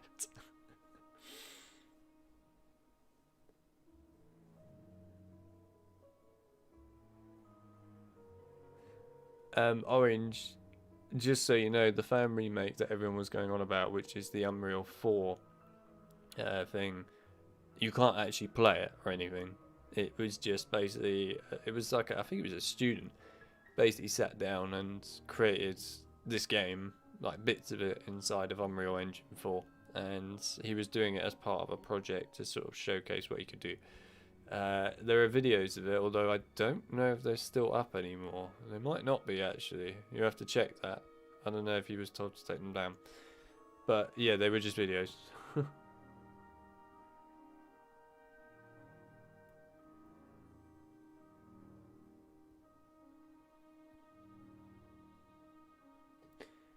There was no gameplay, just a teaser. Right. Said it was from the ground up. Huh.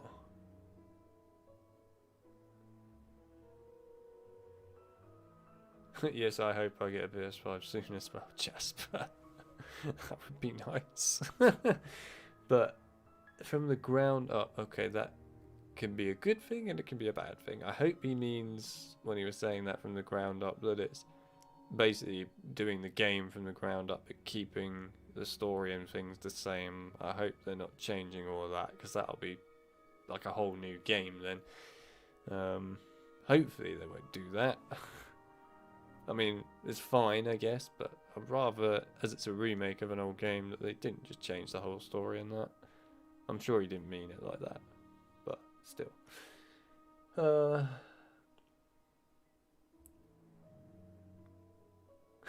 Another person asking me if I'm excited for the new Hogwarts Legacy game. I mentioned it earlier on in the stream and past streams, and as I'm going to have to go on about it forevermore, I think I'm just going to say this. I'm looking forward to it. If it's a MMO, I will be very upset, and I'm not looking forward to it in that case. But if it's an RPG style game, then I'm going to love it. So yes, it looks promising. I'm looking forward to it if it does not become an MMO. There you go. Quick way of answering that now.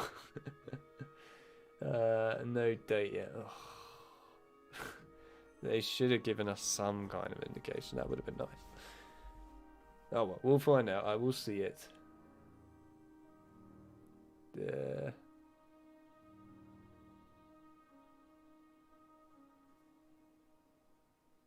Unreal 5 gameplay. Do you mean as in like showcasing Unreal 5 being used, Jasper? I assume that's what you mean. Because they were doing that in the past last year, right? Where they like had a mini demo made just specifically for Unreal 5. Which actually was very awesome, I might add. And as I've had use of building games and stuff inside of Unreal myself over the years, I have to say that it was really impressive actually, seeing what they had done with Unreal 5. And I think it will do so much for the world of gaming, it really will. Anyway, we're at the end, so I'm going to quickly just sort of show people around briefly. There's really not anything to particularly show in this level, but I will show bits. So this hallway here with the snails, there's like these really cool bits here that everyone sort of loves and thinks are quite funky. Well, this is all it is. It's just literally like a tight, narrow area with some blue lighting in it. It looks really cool, but yeah, there's nothing more to it.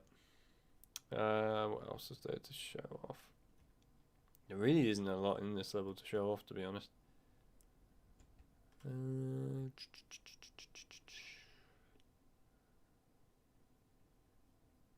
Anything special? I mean, I guess if you wanted to see these rooms, there's the fire crab. They actually don't go what a lot of people think, that they go flying miles down, but they don't. They're just in there.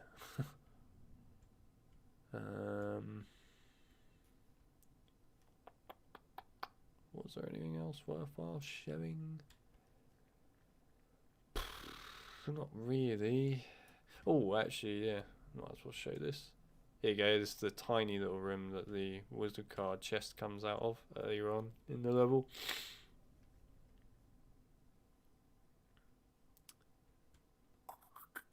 And yeah, that's really it, to be honest.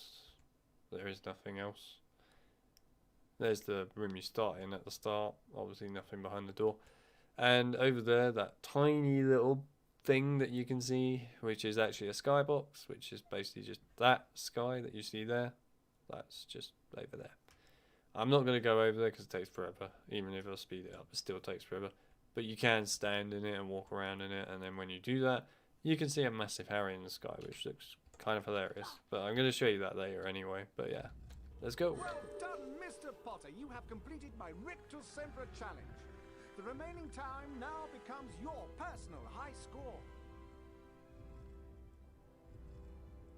Yeah, you won't be able to send links via the chat, Jasper, I'm afraid.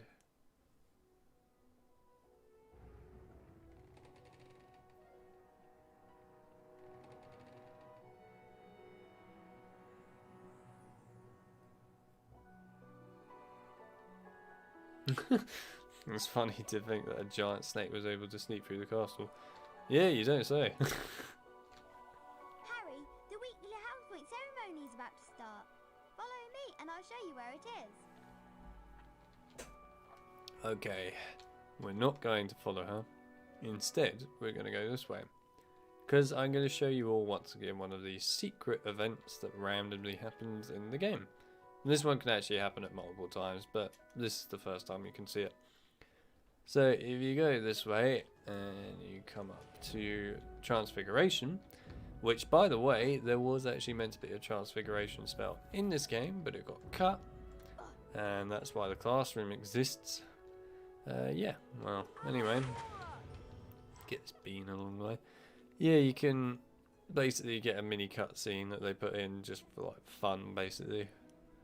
I mean, they're trying to make use of the actual room itself, because else it was just wasted design, right? But yeah, it's funny how in Philosopher Stone and also Chamber of Secrets now, they were actually meant to have that, but they never did. The matches. No, no, no. Hold your wands to the left, not the right. Mr. Potter, why are you interrupting my class? Sorry, Professor McGonagall. I think I'm lost. Well, I suggest you try finding your way somewhere else while my class is in session. I shall deduct house points the next time you barge into my classroom, Mr. Potter. Now, where were we? So there you go, mini Easter egg cutscene for it. And if you go back in again, then you lose house points, basically.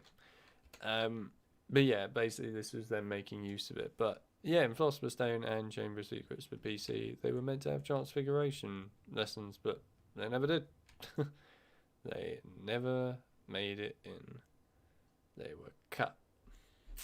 Which is kind of sad, really. It would have been cool to have seen them. Anyway, let's go to the bean ceremony. Do do do do do do do do do do do. Oh, see if I can beat her. Go on, I can beat you. I can beat you. Yeah, I won. Good morning, everyone. For those of you who have trouble remembering names, God, look at our points. I am Albus Dumbledore, Headmaster of Hogwarts. Welcome to the very first weekly house point ceremony of the school year. The house with the most points wins a visit to the Bean Bows Room. The length of the visit depends on how many more points they have over the second placed house. Let's take a look at the scores. Oh, it appears that Gryffindor is in the lead. Harry, it looks like you get to visit the bonus Bean Room. Good luck, and remember, You only have a limited time to collect beans. Hi Khan, by the way. Welcome to the stream. I do apologise, by the way, everyone, if I don't respond straight away, but I am trying not to talk in the cutscenes if possible, because obviously if there are people that actually want to watch the cutscenes, then, you know, they can watch them. So, yeah, I will try not to talk in the cutscenes. I know I have a little bit already, but I'm trying not to.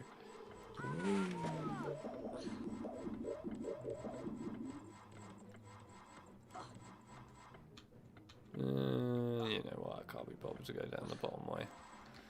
Let's go this way. I can show you guys more of the bean bonus room who have never seen it before that way.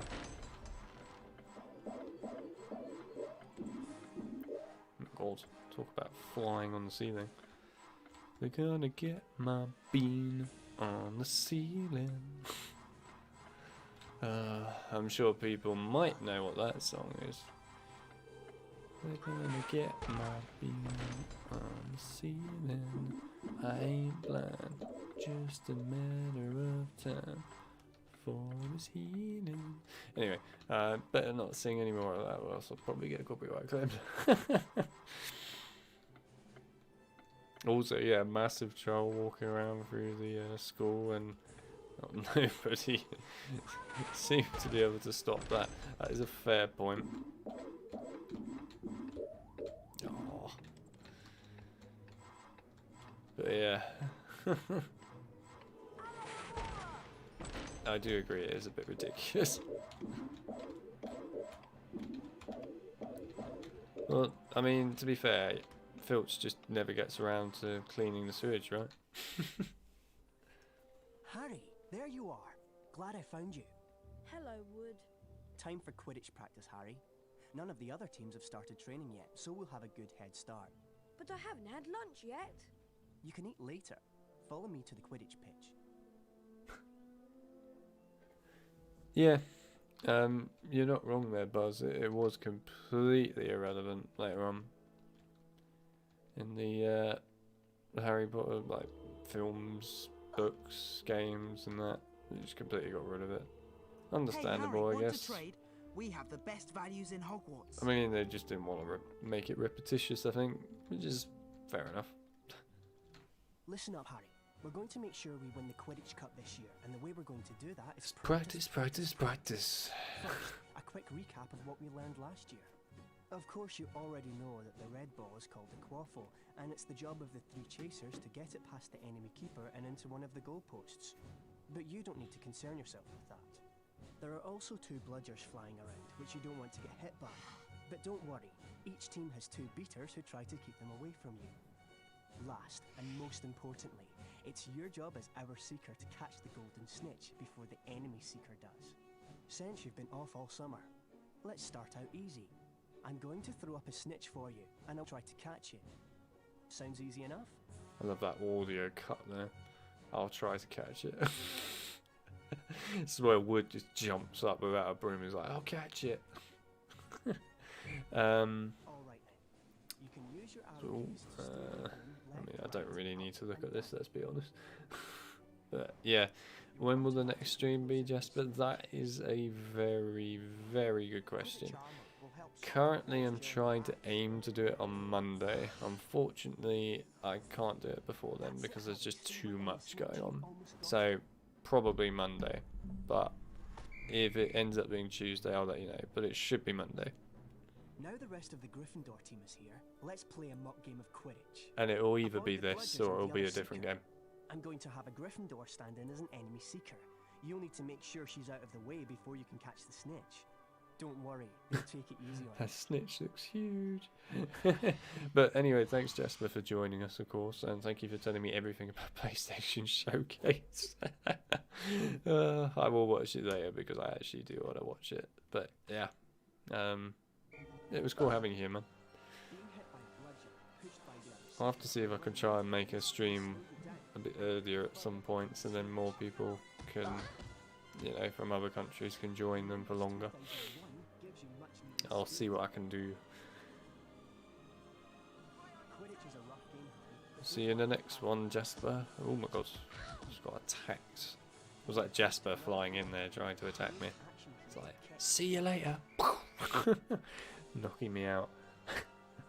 Excellent work, everyone. You're back on form, Potter, which means we've got a great chance of winning the cup this year.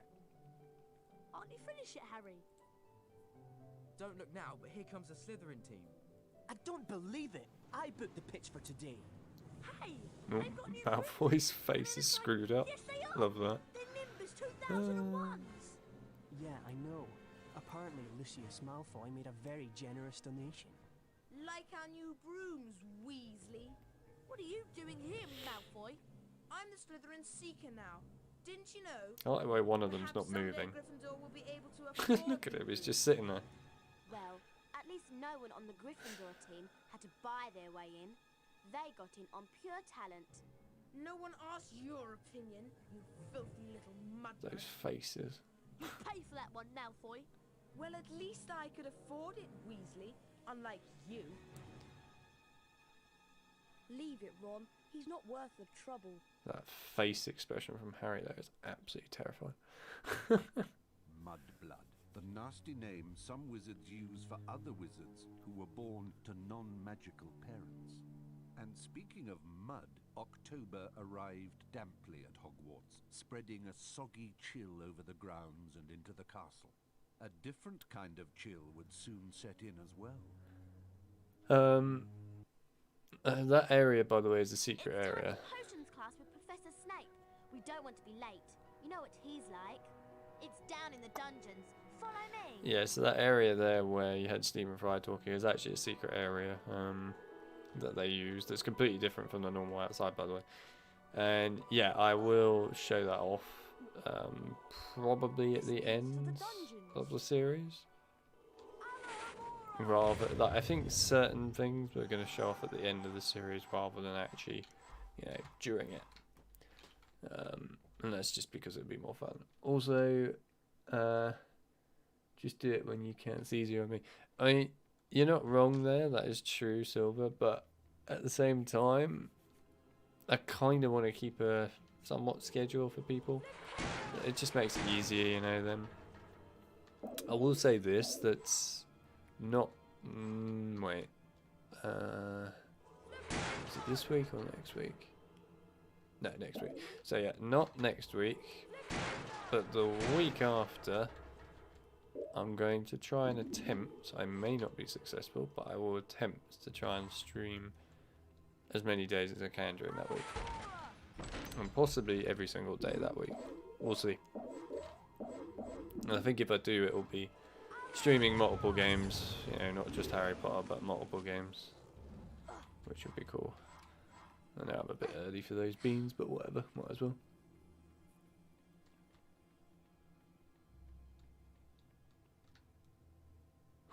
What did Buzz ask? Do you prefer Richard? Oh, now that's cruel, man. Okay, so to make it easier for everyone so that they actually know which Dumbledore is which. So the Dumbledore from the Philosopher Stones and Chamber of Secrets is a really good Dumbledore in those films, okay? I mean it. It's a really good Dumbledore. Absolutely super well portrayed. I still find it quite sad to this day that Dumbledore, like the actor, died, so he didn't make it into the other films as a result. The thing about that Dumbledore is he was a much more calm, sort of a nice, I guess, Dumbledore, whereas the Dumbledore that took over in Prisoner of Azkaban onwards basically is a lot more. I would say he definitely gets the aggressive side of Dumbledore across very well in the films. And actually, I do quite like him. I think, again, he's really good in the films. I think I personally prefer the original Dumbledore, though. I don't know what he would have been like, though, in the later on films, actually. If he was ever in those, like, made it to them, if you like. I don't know what he would have been like, actually. It would have been interesting to see what he would have been like, because obviously there's a lot more fighting, of course, going on between Voldemort and Dumbledore and stuff in that time period. So, yeah, it would have been interesting to see how he would have done with that, but I don't know. Now pay attention. Oh. Today you will attempt to learn the art of mixing one of the most useful potions ever concocted. The Wiggenweld potion. Potter, you have just volunteered to show the rest of the class how this is done. Get up here immediately. Everyone turns on the spot. The Wiggenweld potion will restore some of your lost stamina. Even a single bottle is capable of healing the most grievous wounds. In this chest are the 2 ingredients of Wiggenweld potion: flubberworm mucus and wiggentree bark. Take them out. See, I actually would like to imagine what that fight would have been like. I feel like it... I don't know, because we didn't really get to see an angry side of that Dumbledore. Walk up to the cauldron. Try not to touch the potion. I don't want it contaminated. See, that's the thing. We kind of never got to see that. I feel like it probably could have been very good. But who knows? Where are you going, boy? Close. Get back over here and complete your lesson. What I want to do is just slightly screw it up a little bit. There we go. My Beetle Pinchers collection is much better than my sister's. I can show them to you if you like. There's the Easter egg Arthur guy again. For those of you that don't understand what I'm on about there, you'll have to go to earlier in the stream to understand that. It's an Easter egg.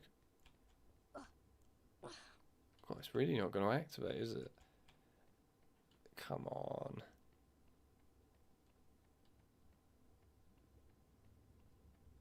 Wow, I'm quite literally free roaming wherever I want to here. This is a bit awkward. I'm not supposed to be able to do this. Where are you going? Oh, there we go. Get back over here and complete your lesson. Jack, welcome to the stream, man. It's good to have you here.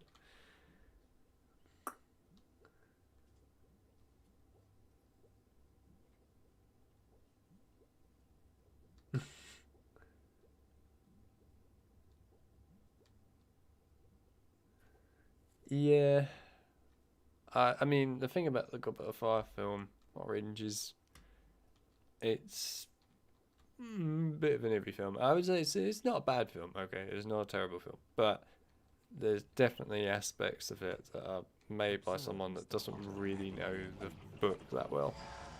There's a lot of stuff in the book not in it. Careful, Potter. You don't want to lose house points.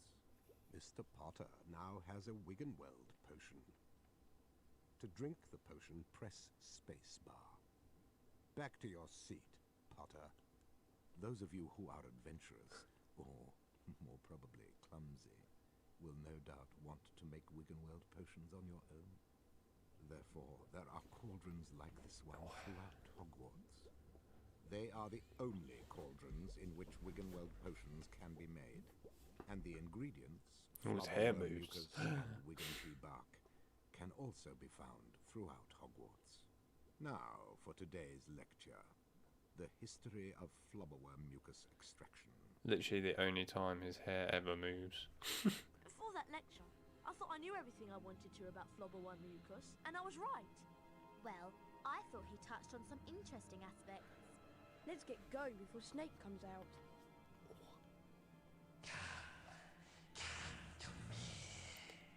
Let me rip you. Evil voice again. That? It's me. What was what? That voice. It was coming from over there. Come on.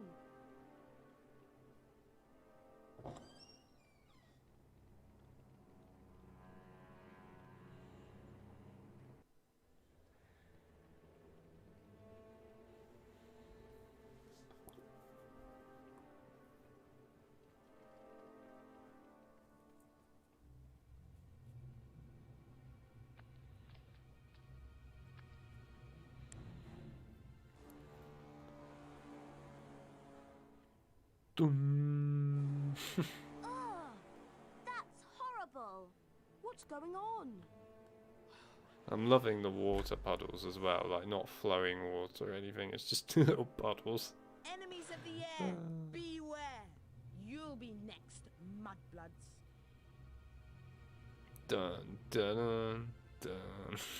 It's like a gentle stroll, that. But how? I cannot say. And now, I would like everybody to please return to their dormitories. There's nothing else to see here. Come on, Harry. Professor Dumbledore's right. There's nothing more to see here. But there is. And we're going to look at it now. Welcome to the power of debug mode. Hey, buddy. There you go. Somebody want to get a nice photo of this? That was your chance. Oh, hang on. There we go. Oh, God. He's literally smiling. Oh, God. It looks like some crappy Snapchat filter.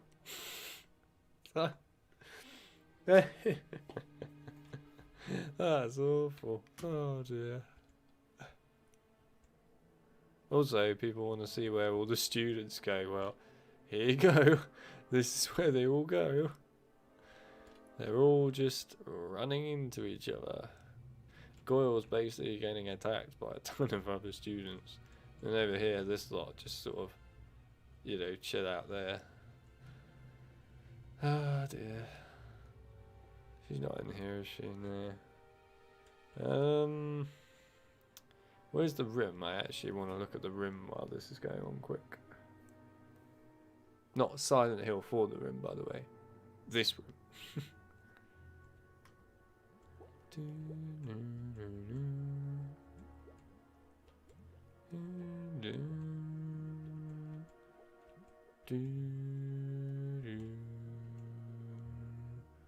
The pig and Mrs. Norris. Amazing.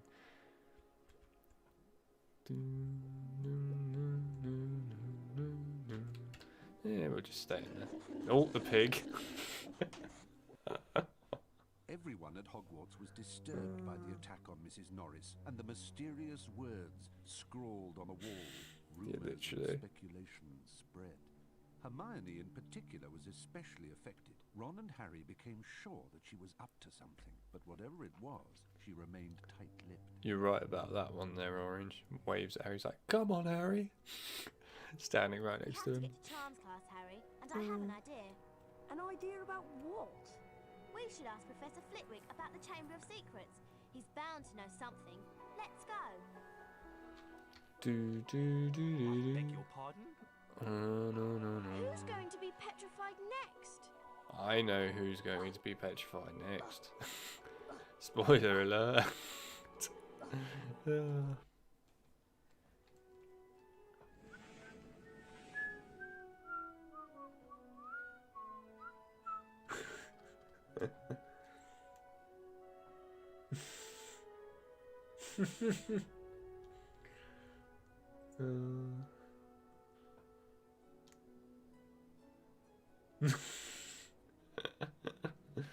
So yeah, Buzz, the thing about HP4, like I said earlier, the film is, it's not a terrible film, but the thing about it is you can tell that the director of the film did not know the source material that well. And in the case of like the book itself, there's a lot of things in the book that really are very different to the film, and of course there's a lot of things in the film that have been swapped around in places where they shouldn't have been. There's like all manner of things that are changed up.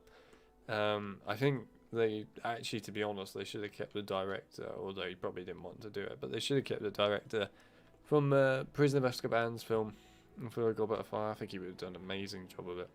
So yeah, I'm gonna admit that Goblet of Fire's director didn't know what he was doing. Also, Dumbledore looks like he's about to drop the sickest EP. Yeah, you're not wrong. I hope somebody got a picture of that. That needs to go on Twitter somewhere. Someone needs to make that into like DJ Dumbledore or something. He complained about how long the book was. The funny thing is, Goblet of Fire is long, yes, but in comparison to the Order of the Phoenix, it's nothing. So he would have had a real rough time with that film. Hurry up, Harry. We don't want to be late for Charms. Coming, Hermione. But yeah, I think the thing with like Order of the Phoenix as well is even that film to me is not done well.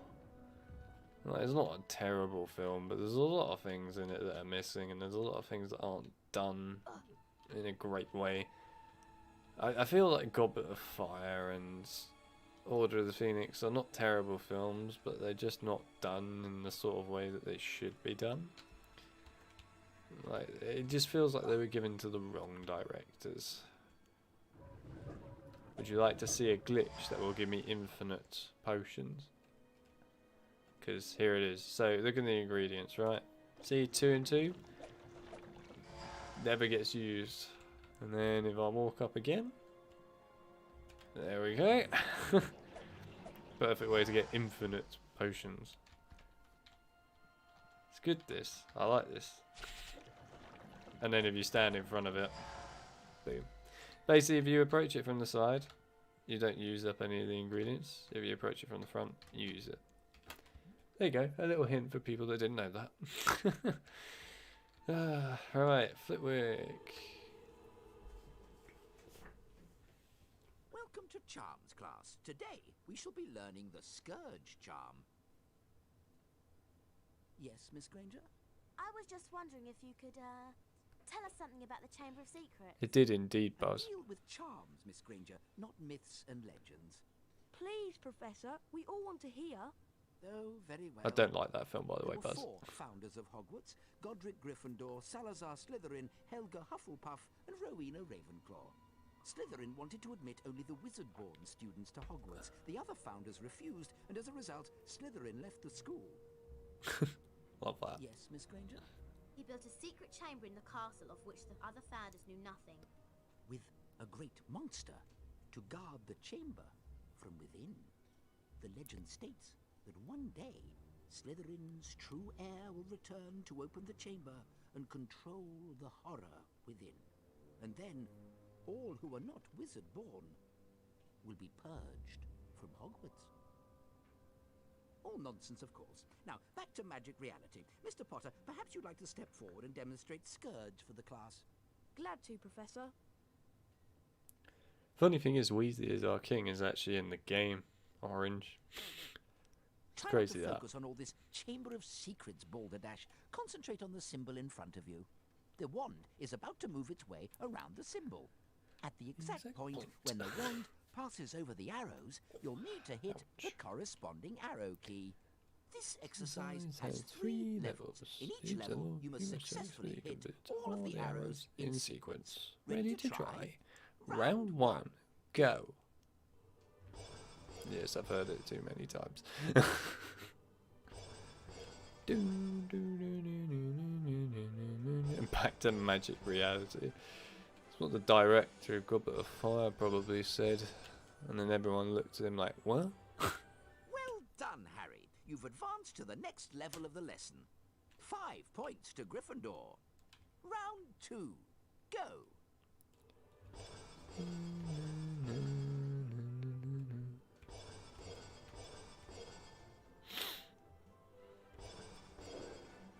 You what? I didn't even hit the wrong key. Screw you. Give it another try.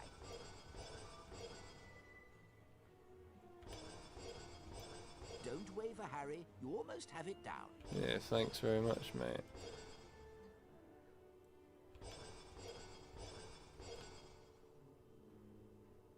Well done, Harry. You've advanced to the next level of the lesson. 10 points to Gryffindor. Round 3. Go. Do do do do do do do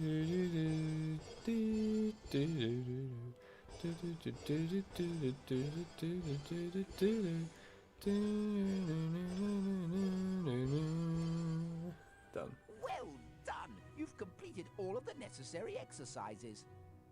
Yeah, it does. Points to Gryffindor. You're not wrong about that orange. Well done. Oh, look, there's Filch. You successfully learned Scourge. Just chilling out in the Now it's hallway. time for you to test your newly learned knowledge in the The Scourge Scourge Bell Challenge.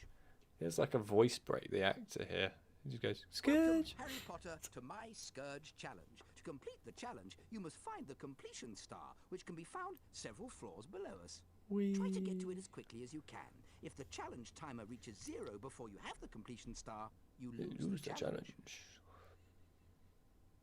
Along the way, you'll find challenge stars. Collecting challenge stars will boost your timer and score. I highly recommend you try to find all of them.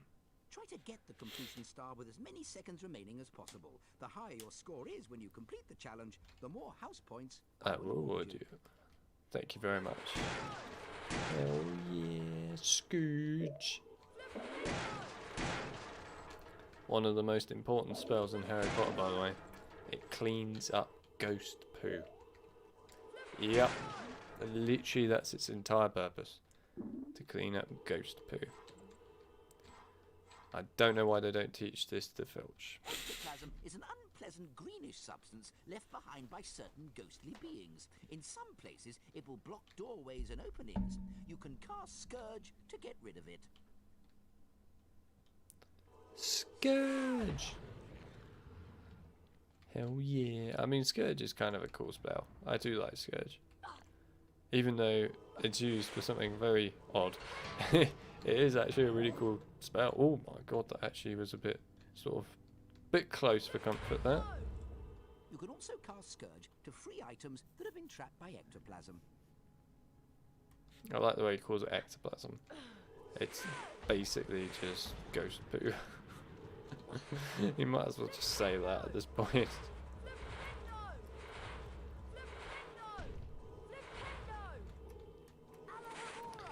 Alhamora. Not really, it went through Harry's body. I see.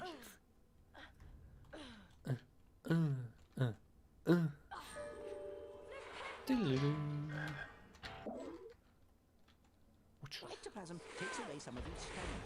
The more you're in contact with ectoplasm, the more stamina you lose. Basically, the more you stand in ghost poo, the more health you lose.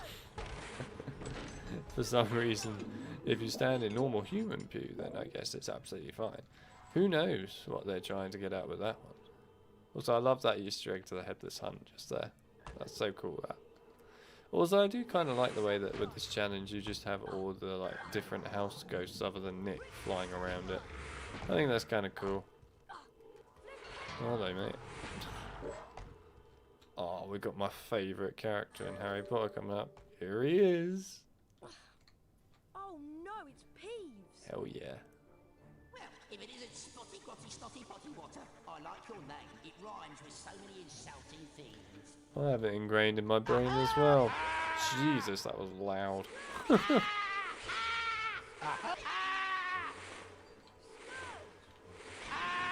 Ah.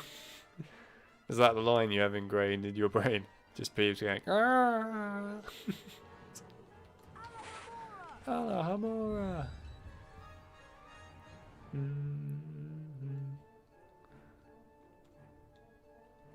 Have I read that fan fiction? No, I have not. Never even heard of it.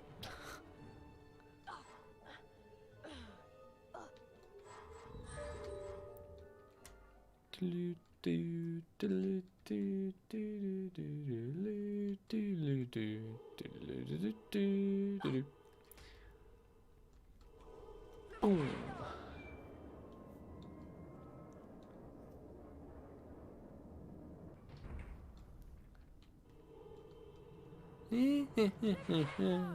Oi.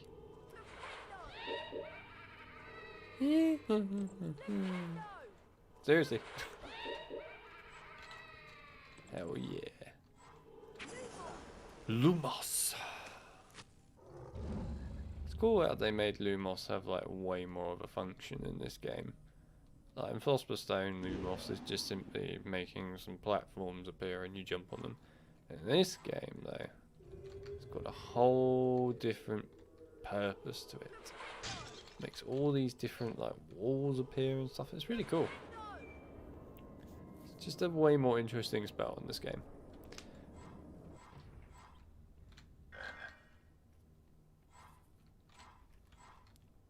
Scourge!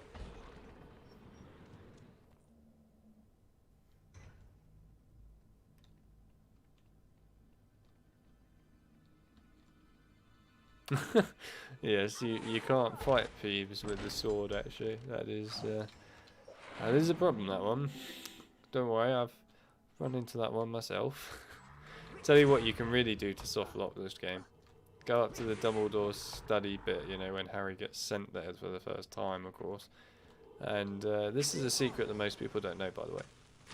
But yeah, if you go up there and kill Dumbledore before he can actually get to the cutscene with the sword, yeah, it causes some problems.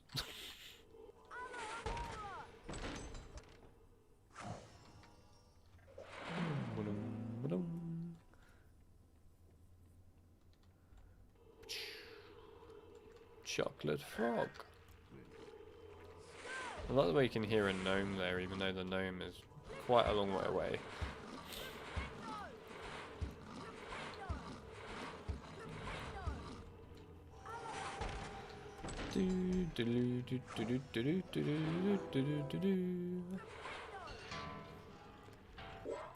Right, let's get rid of the snails.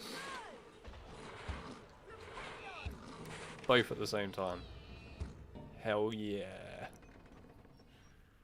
So tell me, chat, because I'm curious to know. I want to see as many people participating in this as possible, and no one here is allowed to judge others for their opinions.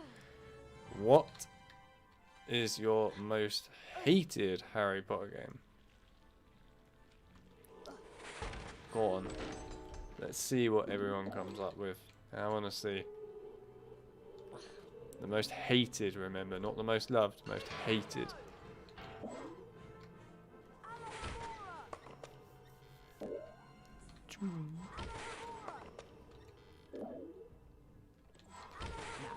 Oh.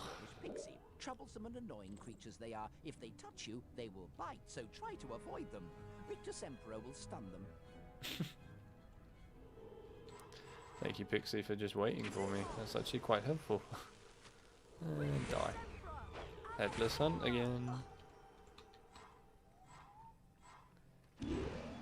Blimey. Thanks for making the sound again, though, game. Didn't really need that. It was actually quite loud on the ears.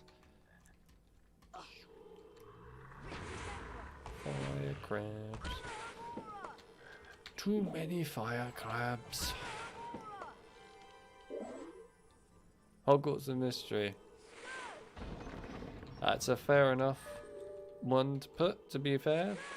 It's one that I personally have never played. I've seen like loads of gameplay of it, but I've never played it, and I don't really have any intention to ever play it, because it just looks like a money-hungry mobile game.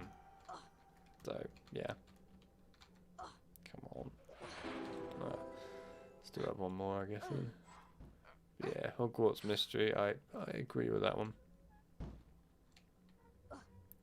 Feel I know what other people would put.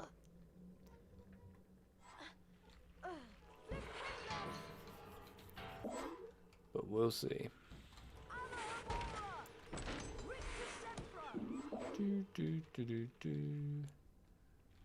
Has anyone ever thought about this? Harry is quite literally a magical creature's killer. Legit, he just goes and kills things all the time. It's crazy stuff.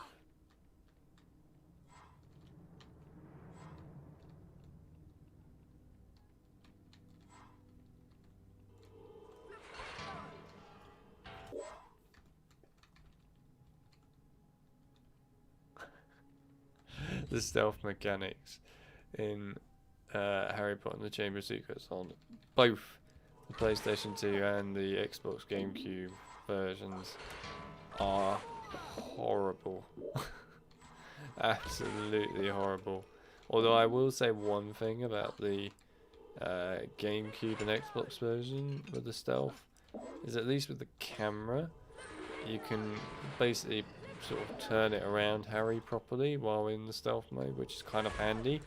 Whereas with the PS2 version, you can't do that. You can't do that at all. It's actually really, really annoying. I find that super annoying. because you can like pan it like above you, because you're obviously in sort of like a bird eyes view in the PS2 version, and yeah, you can. Oh my god, what has happened to the gnome? But yeah, you can pan it, but then that's all you can do. Okay, he's actually not going to pick the gnome up, is he? Oh, there we go. Yeah, but the palming is good and all, but the problem with it is, of course, if you are then trying to oh, wasn't expecting that. Okay, but yeah, if you're trying to like look for prefects miles away, it doesn't work. It's just kind of annoying. But if you play the game enough like I have, then you kind of know where most of the enemies, basically, or enemies, prefects if you like, spawn. It's quite handy.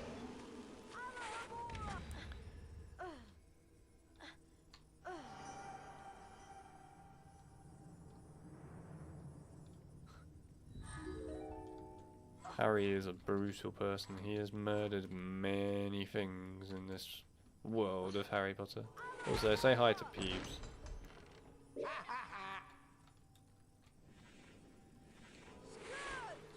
I think people might quite like to see a close-up of this beauty. So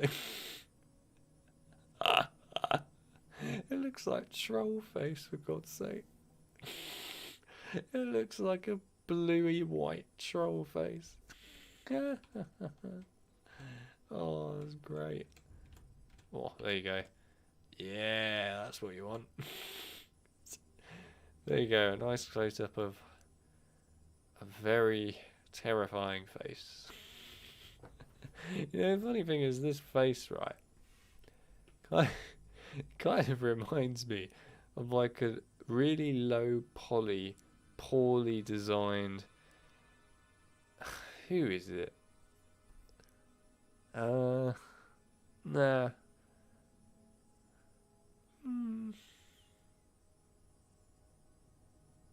I won't go for that. Although, actually, to be fair, if you're far away from him,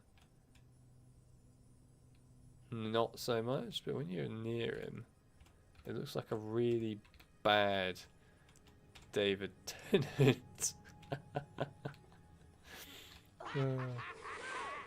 Scourge. Well done, Mr. Potter. You've completed my Scourge challenge. Just a bit of Peeves there at the end. Now becomes your personal high score.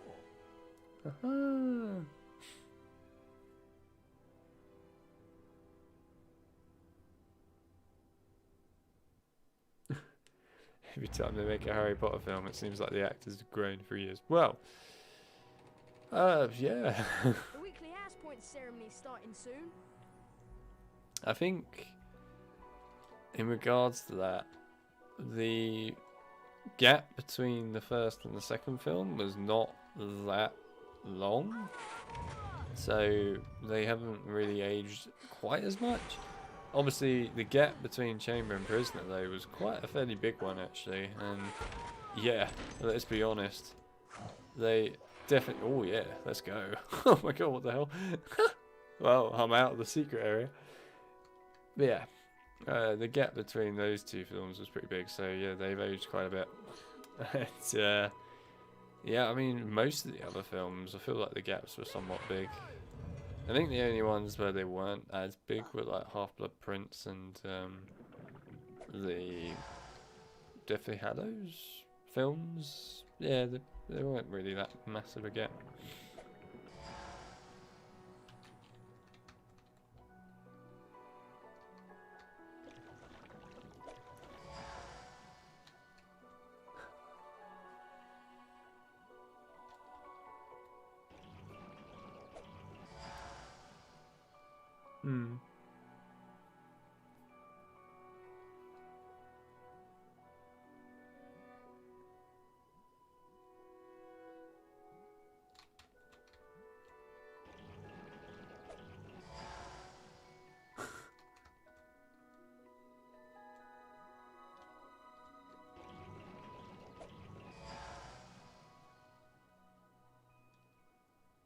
What a slide from Harry.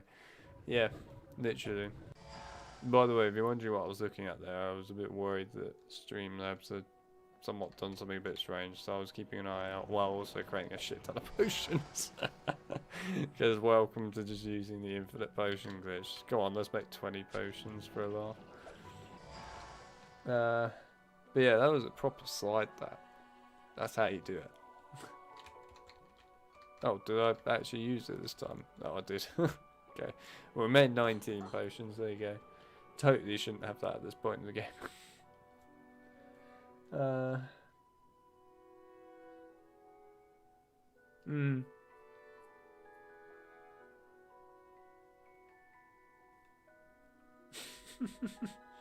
Yeah, the stealth mechanics in the Chamber of Secrets, PlayStation and Xbox, GameCube games have really not aged well. They weren't terrible back in the days. They definitely weren't great, but they weren't terrible. But by today's standards, they're very bad. Oh, wow. Hello, everyone. Looks like it's time for another House Point ceremony. Let's see which house is ahead this week. Oh, it appears that Gryffindor is in the lead. Harry, it looks like you get to visit the bonus bean room. Yeah, they grew up a lot between the first and the second film. There's no denying that. But I swear the gaps between those films were not actually that long. I mean, I might be wrong, but I swear they weren't that long. Obviously, his voice massively deepens, like Harry's voice. No, okay then. Between the first and the second film, it's a crazy voice change.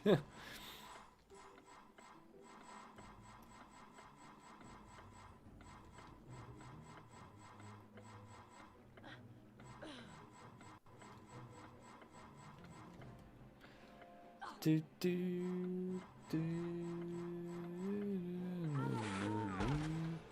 really difficult doing the beam bonus room and looking at the chat at the exact same time, and it's because I'm on a timer.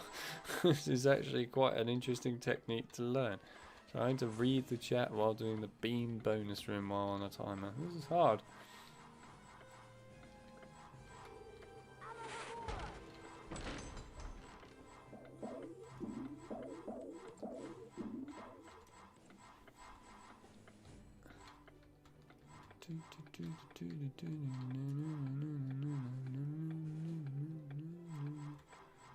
Yeah, the PS2 version of the game is freaking awesome.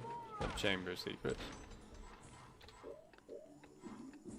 Misses out a lot of things from like the plot that are somewhat important though, but yeah, no, it's still good. Also, might as well use this once in here, because why not? I've done this really badly because I'm trying to read the chat while doing it. My efficiency was terrible there. Harry, I want to investigate the scene of the crime. Filch usually guards the hallway where his cat was petrified, but he's away, so now is our chance. Do you really think there's a Chamber of Secrets? I believe Flitwick's story, even if he doesn't. And Dumbledore himself couldn't cure Mrs. Norris. I think that whatever attacked her might not be human. Here we are, at the scene of the crime. It can't hurt to look around, since we're already here, and Filch isn't. Remember all the water that was on the floor? Where had it come from? From in there. Let's have a look. I can't go in there. That's a girl's bathroom. Oh, Ron, there won't be anyone in here. This is Moaning Myrtle's place. Like the way he's so far behind as well. She haunts one of the toilets. It's been out of order all year because she keeps having tantrums and flooding the place. I wish people would stop talking about me behind my back. Who can the heir of Slytherin be, though? Who'd want to frighten all the non-magical folk out of Hogwarts? Draco Malfoy. You heard him call Hermione a mudblood. But how do we prove it's him? We'd need to sneak into the Slytherin common room and ask Malfoy a few questions without him realising it's us. But that's impossible! All we need would be some Polyjuice potion. It transforms you into somebody else. We could change Harry into a Slytherin. No one would realise it was really Harry. Two of the potion ingredients are a bit tricky, I'm afraid. Powdered bicorn horn and shredded boomslang skin. Harry, I'll need you to get me some. Any idea where I can find some? There's some bicorn horn in Snape's storage room. I'm not sure about the shredded boomslang skin. I'll need to check at the library. Lovely. Molten boomslangs and corridors full of goo. This should be enjoyable. Also, Orange, I actually forgot that Half-Blood Prince actually had multiplayer on it. I completely forgot that was actually a thing. I remember that I played it once with the multiplayer when it first launched yonks ago. But from my memory, they've shut the multiplayer ability down now, so you can't do it anymore. Which is kind of depressing. It kind of made that game a bit more bearable. But yeah, the multiplayer doesn't exist anymore. Sad, sad. Also, the PC version of this is the best Harry Potter game. Yep, it is. I know a lot of people will say that PS2 version of Chamber is the best, but I disagree. This is easily the best game. Easily.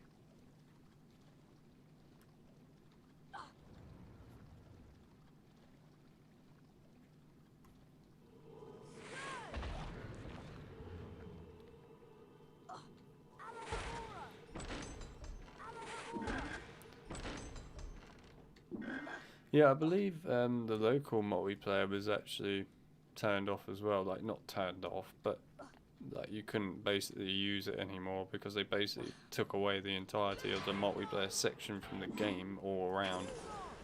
So you couldn't access it anymore. I know it never existed on PC, and that's what I've been playing it on recently, so I can't really compare it on there. But definitely on the consoles, from what I remember, they took the multiplayer away completely now.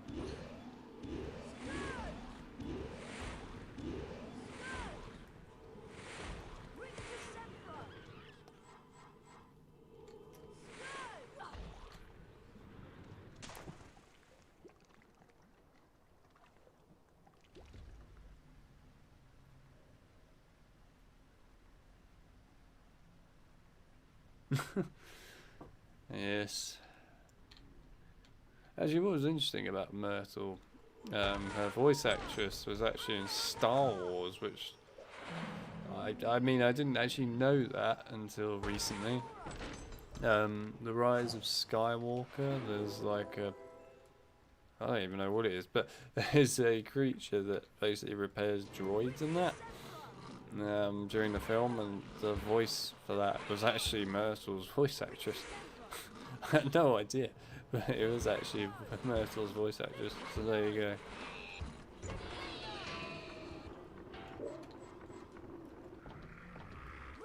Right.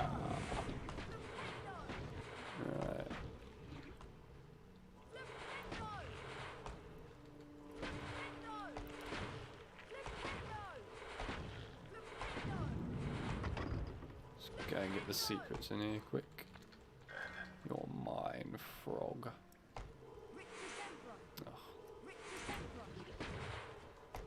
Let's put this guy away quick. In you go. Oh, he's back up again. Oh, it just went flying there. Fair enough. Right. I need the Lumos. Ow. Lumos.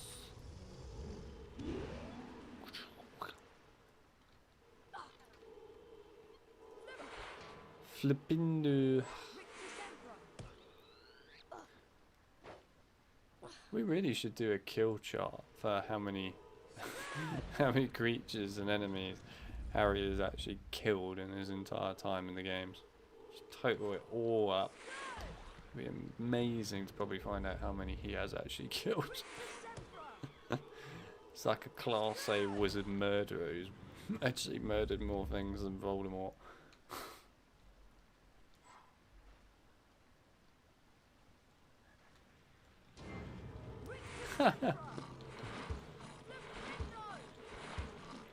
You thought I had just jumped to my death? Nah, I knew what I was doing.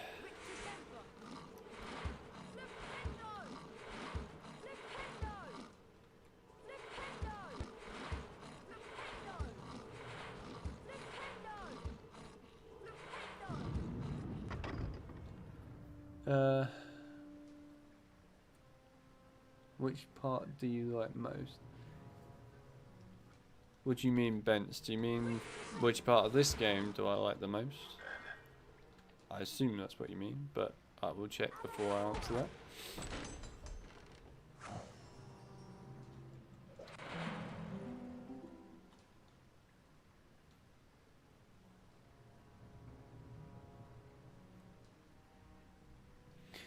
But yeah, I think this is definitely one of the most fun games ever.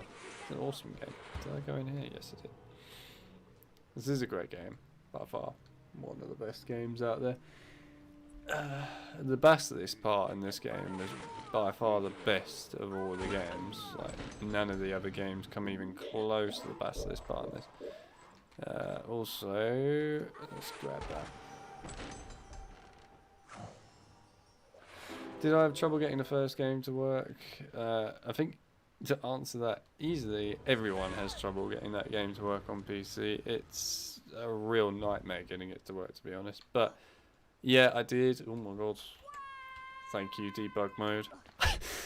Anyway, yes, I did have trouble with it. But I did manage to actually get it to work properly, and I did make a guide for those that, you know, have trouble getting it to work. Now I will say that that guide works most of the time, but for some people it doesn't. Now I've tried so hard to narrow down the cause for why it doesn't work for certain people, but I think the most I could narrow it down to from like the feedback I got from people, because remember, this is an error that some people have that I have never had, right? And I can't replicate it. But basically, I think the problem is, hold on a sec. Is it green? Purple? Is it purple? Let me just have a look. Can I do red? Oh god, yeah, it screwed up the field of view. I forgot it screwed up the field of view. God's sake. Alright guys, I'm afraid we're going to have a really crappy field of view for the rest of this level. As soon as we get out of this level, we'll go back to normal though. But yeah, the thing that I think is happening with Philosopher Stone for PC for users that can't get the widescreen and stuff to work properly on it, that I provide in my guide video for it. Basically, if you play the Sorcerer's Stone version, or if you play a copy of the Philosopher Stone for some reason in certain parts of Europe, the fix will not work. Basically, there were two versions of the Philosopher Stone that were released on PC, or Sorcerer's Stone, I guess. There's the like the UK one, and then there's the US version, which also was released in certain parts of Europe. So basically, if you are one of the people that has that US version, which was the second version released, I might add, then it means that it won't work, the widescreen patch for your game. And there is no other widescreen patch out there that really works well. There are some that you can use, yes, but they don't work well. So yeah, just bear that in mind. It's annoying, like I said, and to be honest, it's a pain in the arse that this has to be a thing, but... Oh wait, why did I close that? I didn't want to close that. But yeah, there's not a lot you can do about it. But unfortunately, yeah, Philosopher Stone does have problems on PC, quite a lot. It is possible to get it to work though. Green. There we go. Right, down we go.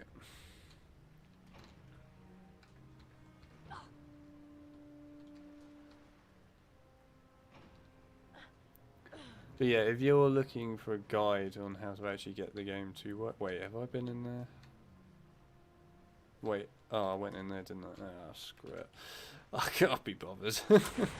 I have little love for this puzzle, so we're just going to use debug to get this last one. You can say I did it legit, whatever. I will, however, go back up normally because I want to show you guys what's in that chest up top.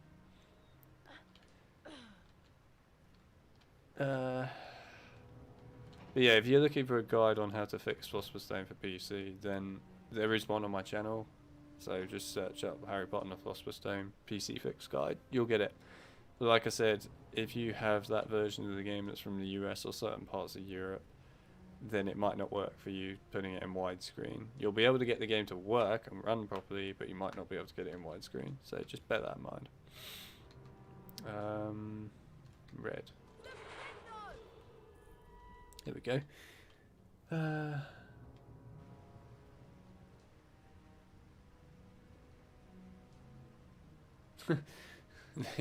Prisoner of Azkaban on PC is such a short game, it's insane. Hey buddy. It's my favourite character. Beeps. Aha.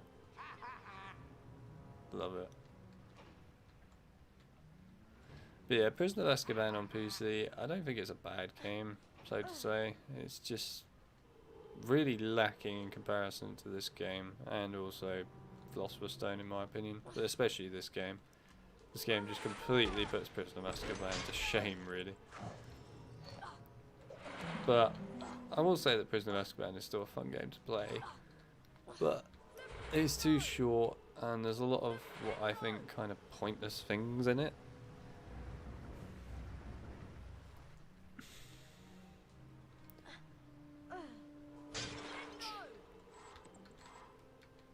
Hell yeah. Oi, pick it up. Thank you.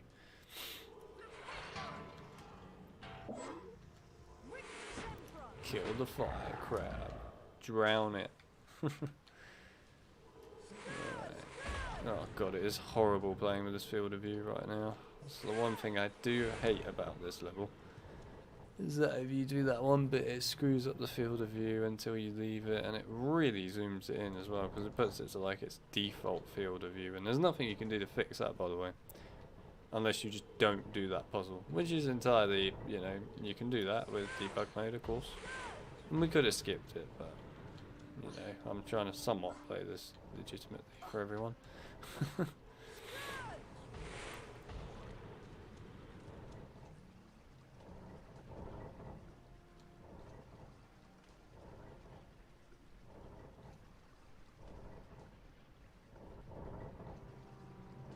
Yeah, the funny thing is about that US and Philosopher's Stone and all that thing is, I'm pretty sure now the US have actually decided to name it Philosopher's Stone again, or like what it should be called.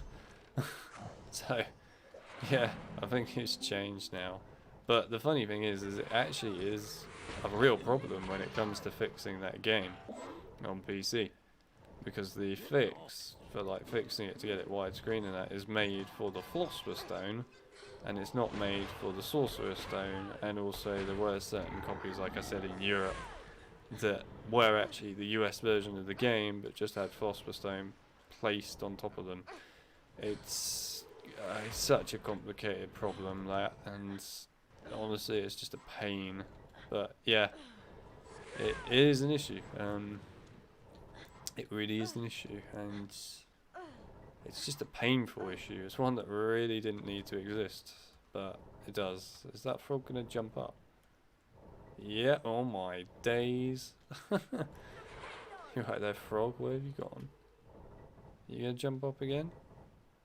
Oh, he's stuck. Okay, fair enough.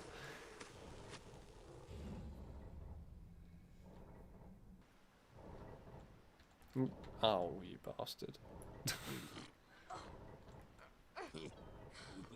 Get into the Scourge. Oh, he actually went through it. Fair enough. Oh, we'll come back in a minute. Let's get this first.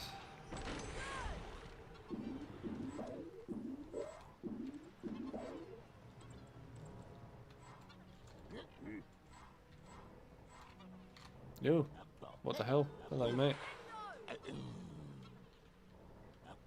Ah.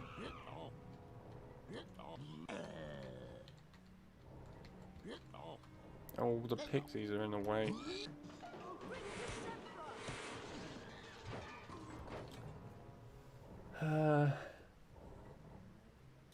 You just blocked everything.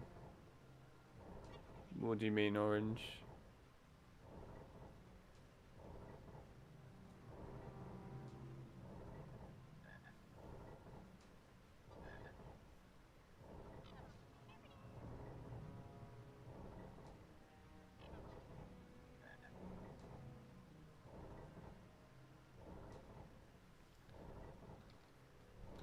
how many draggies could be earned total in this game. You're gonna have to explain that one more.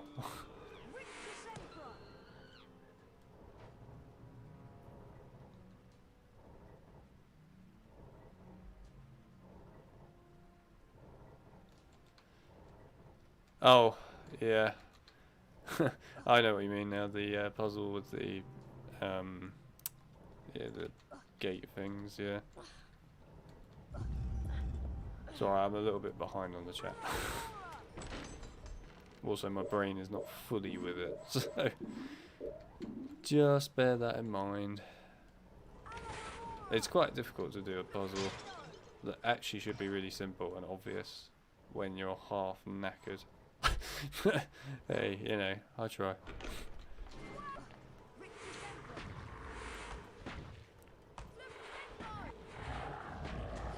Right. I just want to get back to normal field of view, please, game. It's actually quite horrible dealing with this field of view. You lucky bastard. You're not going to drown, instead you're just going to float in water and be sort of doomed forevermore. Right, let me... Oh god, this is horrible, this field of view. Right, okay. A load of people wanted to know what's behind this door at the end that you just see Harry run through, so let me show you. Oops. Welcome to the potions classroom, just a not quite fully built version of it. So there you go. That's what's behind it. And yeah, there is literally nothing else here. But there you have it. While we're here, there's a crab that's not drowning.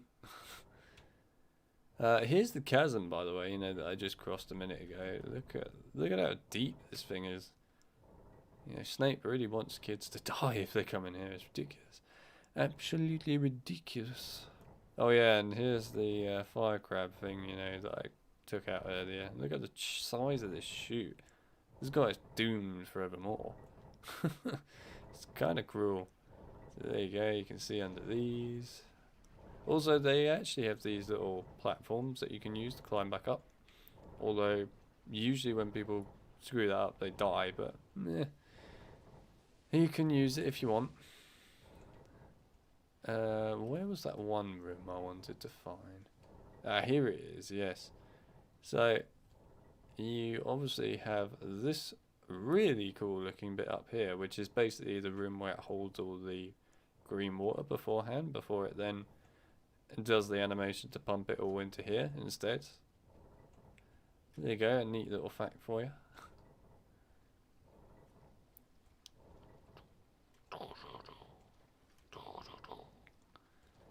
Is there anything else to show on this level particularly? I don't really remember what else there is in this level to show, to be honest.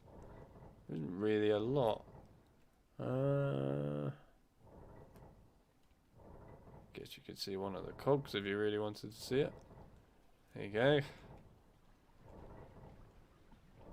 Goes all the way around. It's quite neat. But yeah, I think that's really all there is to show in this level, actually. The rest is all pretty much normal. Alright, let's grab that.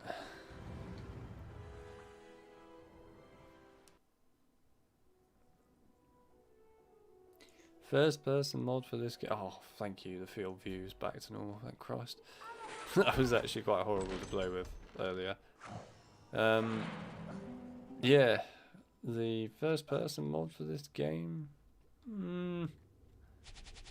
I guess it could be interesting, I suppose.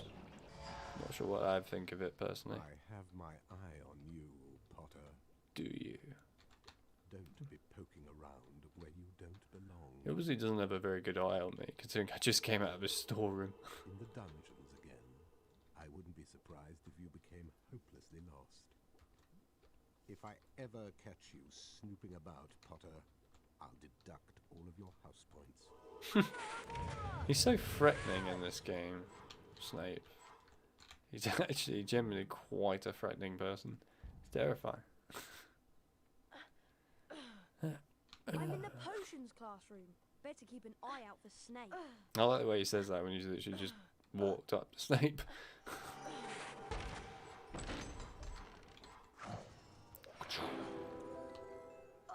Right, we will do the dueling. Harry, want to trade? No, I don't. We'll do the dueling because why not?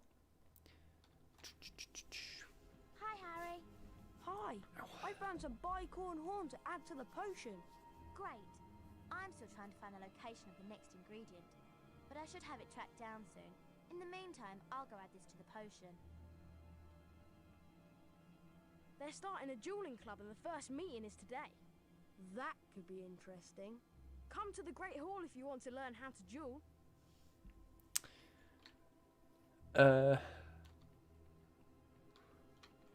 Also, Philosopher Stones controls feel really weird compared to Chamber of Secrets on this game.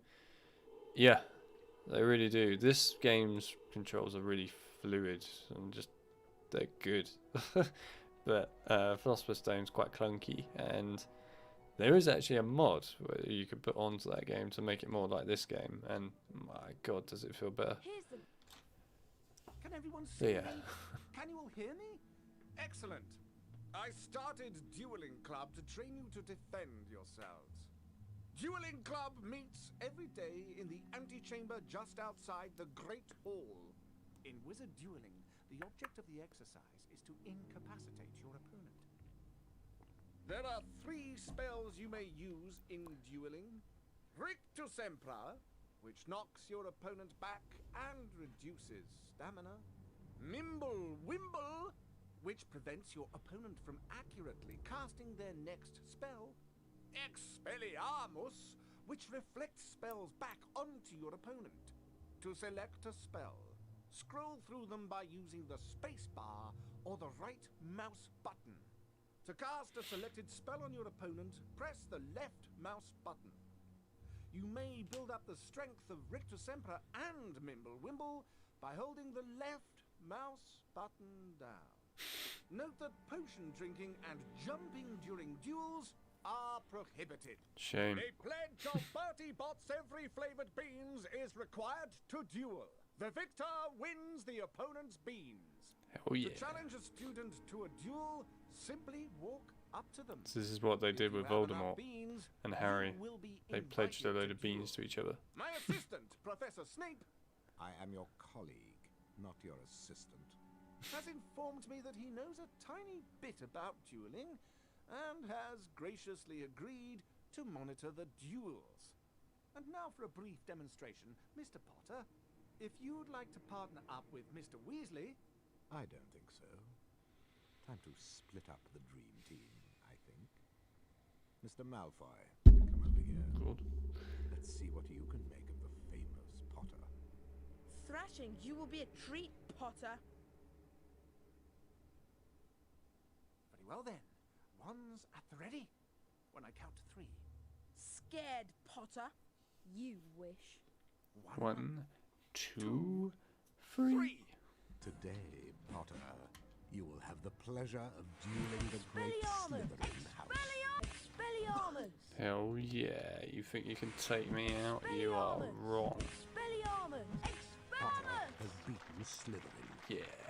How disappointing. In 2 hits. That was easy.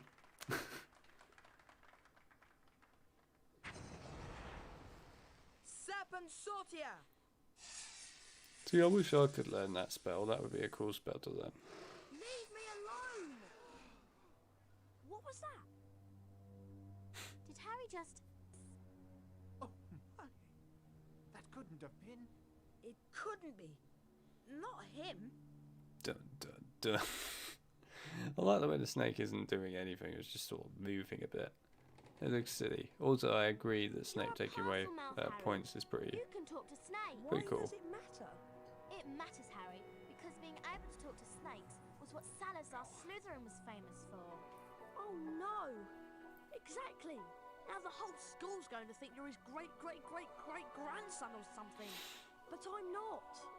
Anyway, we'll see you later, Harry. Bye, Harry.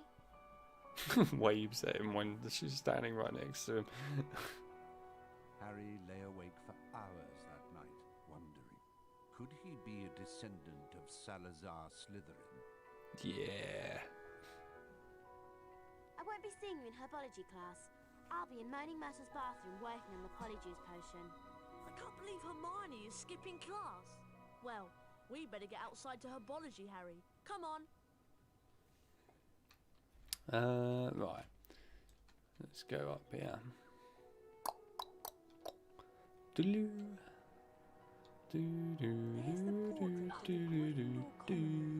It's good to see you again, Harry. You know, while we're here looking at the portrait, again, most people don't know this. So there's the portrait. Yeah, a lot of people think that that moves. It doesn't. It's just a flat image. However, we go to the room above. Here is a 3D model of the fat lady. There you go. It's quite literally a full-on model that they basically use in the cutscene there.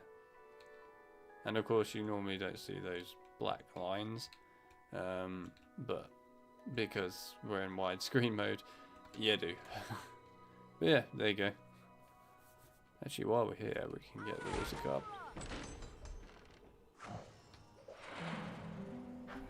Hell yeah, more life. Ron's face from this game is horrible.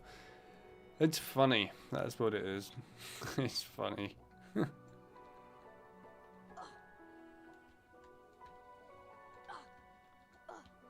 I actually can't. Really? Are you serious? Can you jump on this? So you can jump on there. Huh.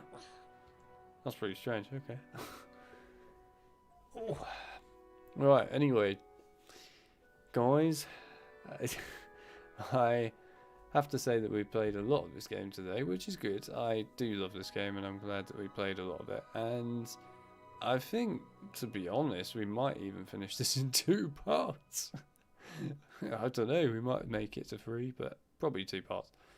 I played more of this than I thought I was going to today, to be honest. But I am going to save the next challenge, which is my favourite challenge of this game, for the next part, live stream wise. Mainly because it's a long challenge. It's one that I enjoy and I actually want to enjoy playing properly. And as I am pretty knackered now, I've been knackered for most of the day from doing too much. But yeah, anyway, it's been awesome doing the stream for you guys today, and hopefully some people even learned some stuff from it, from some of the secrets outside the map and that. Anyhow, I hope you all did enjoy the stream, and well, feel free to come and join me for part 2, I guess, of this stream, which will be probably Monday. I plan to make it Monday. If it ends up being Tuesday, I'll let you know. Again, if you want to keep up to date with when I'm streaming and what times I'm streaming, then it's on my community page on my YouTube channel. That's where I paste basically what I'm doing. So yeah, at the moment it's planned to be Monday. So again, I'll give you more details soon. But thank you to everyone who joined today's video and came out to be a part of the chat. And yeah, well, it was a fairly lively chat today. I probably wasn't as exciting today as I was in past streams because I'm just too tired. But either way, it was fun. And yeah, well, anyway, I will see you, I guess, on Monday then. So thanks again, everyone. I'll see you on Monday.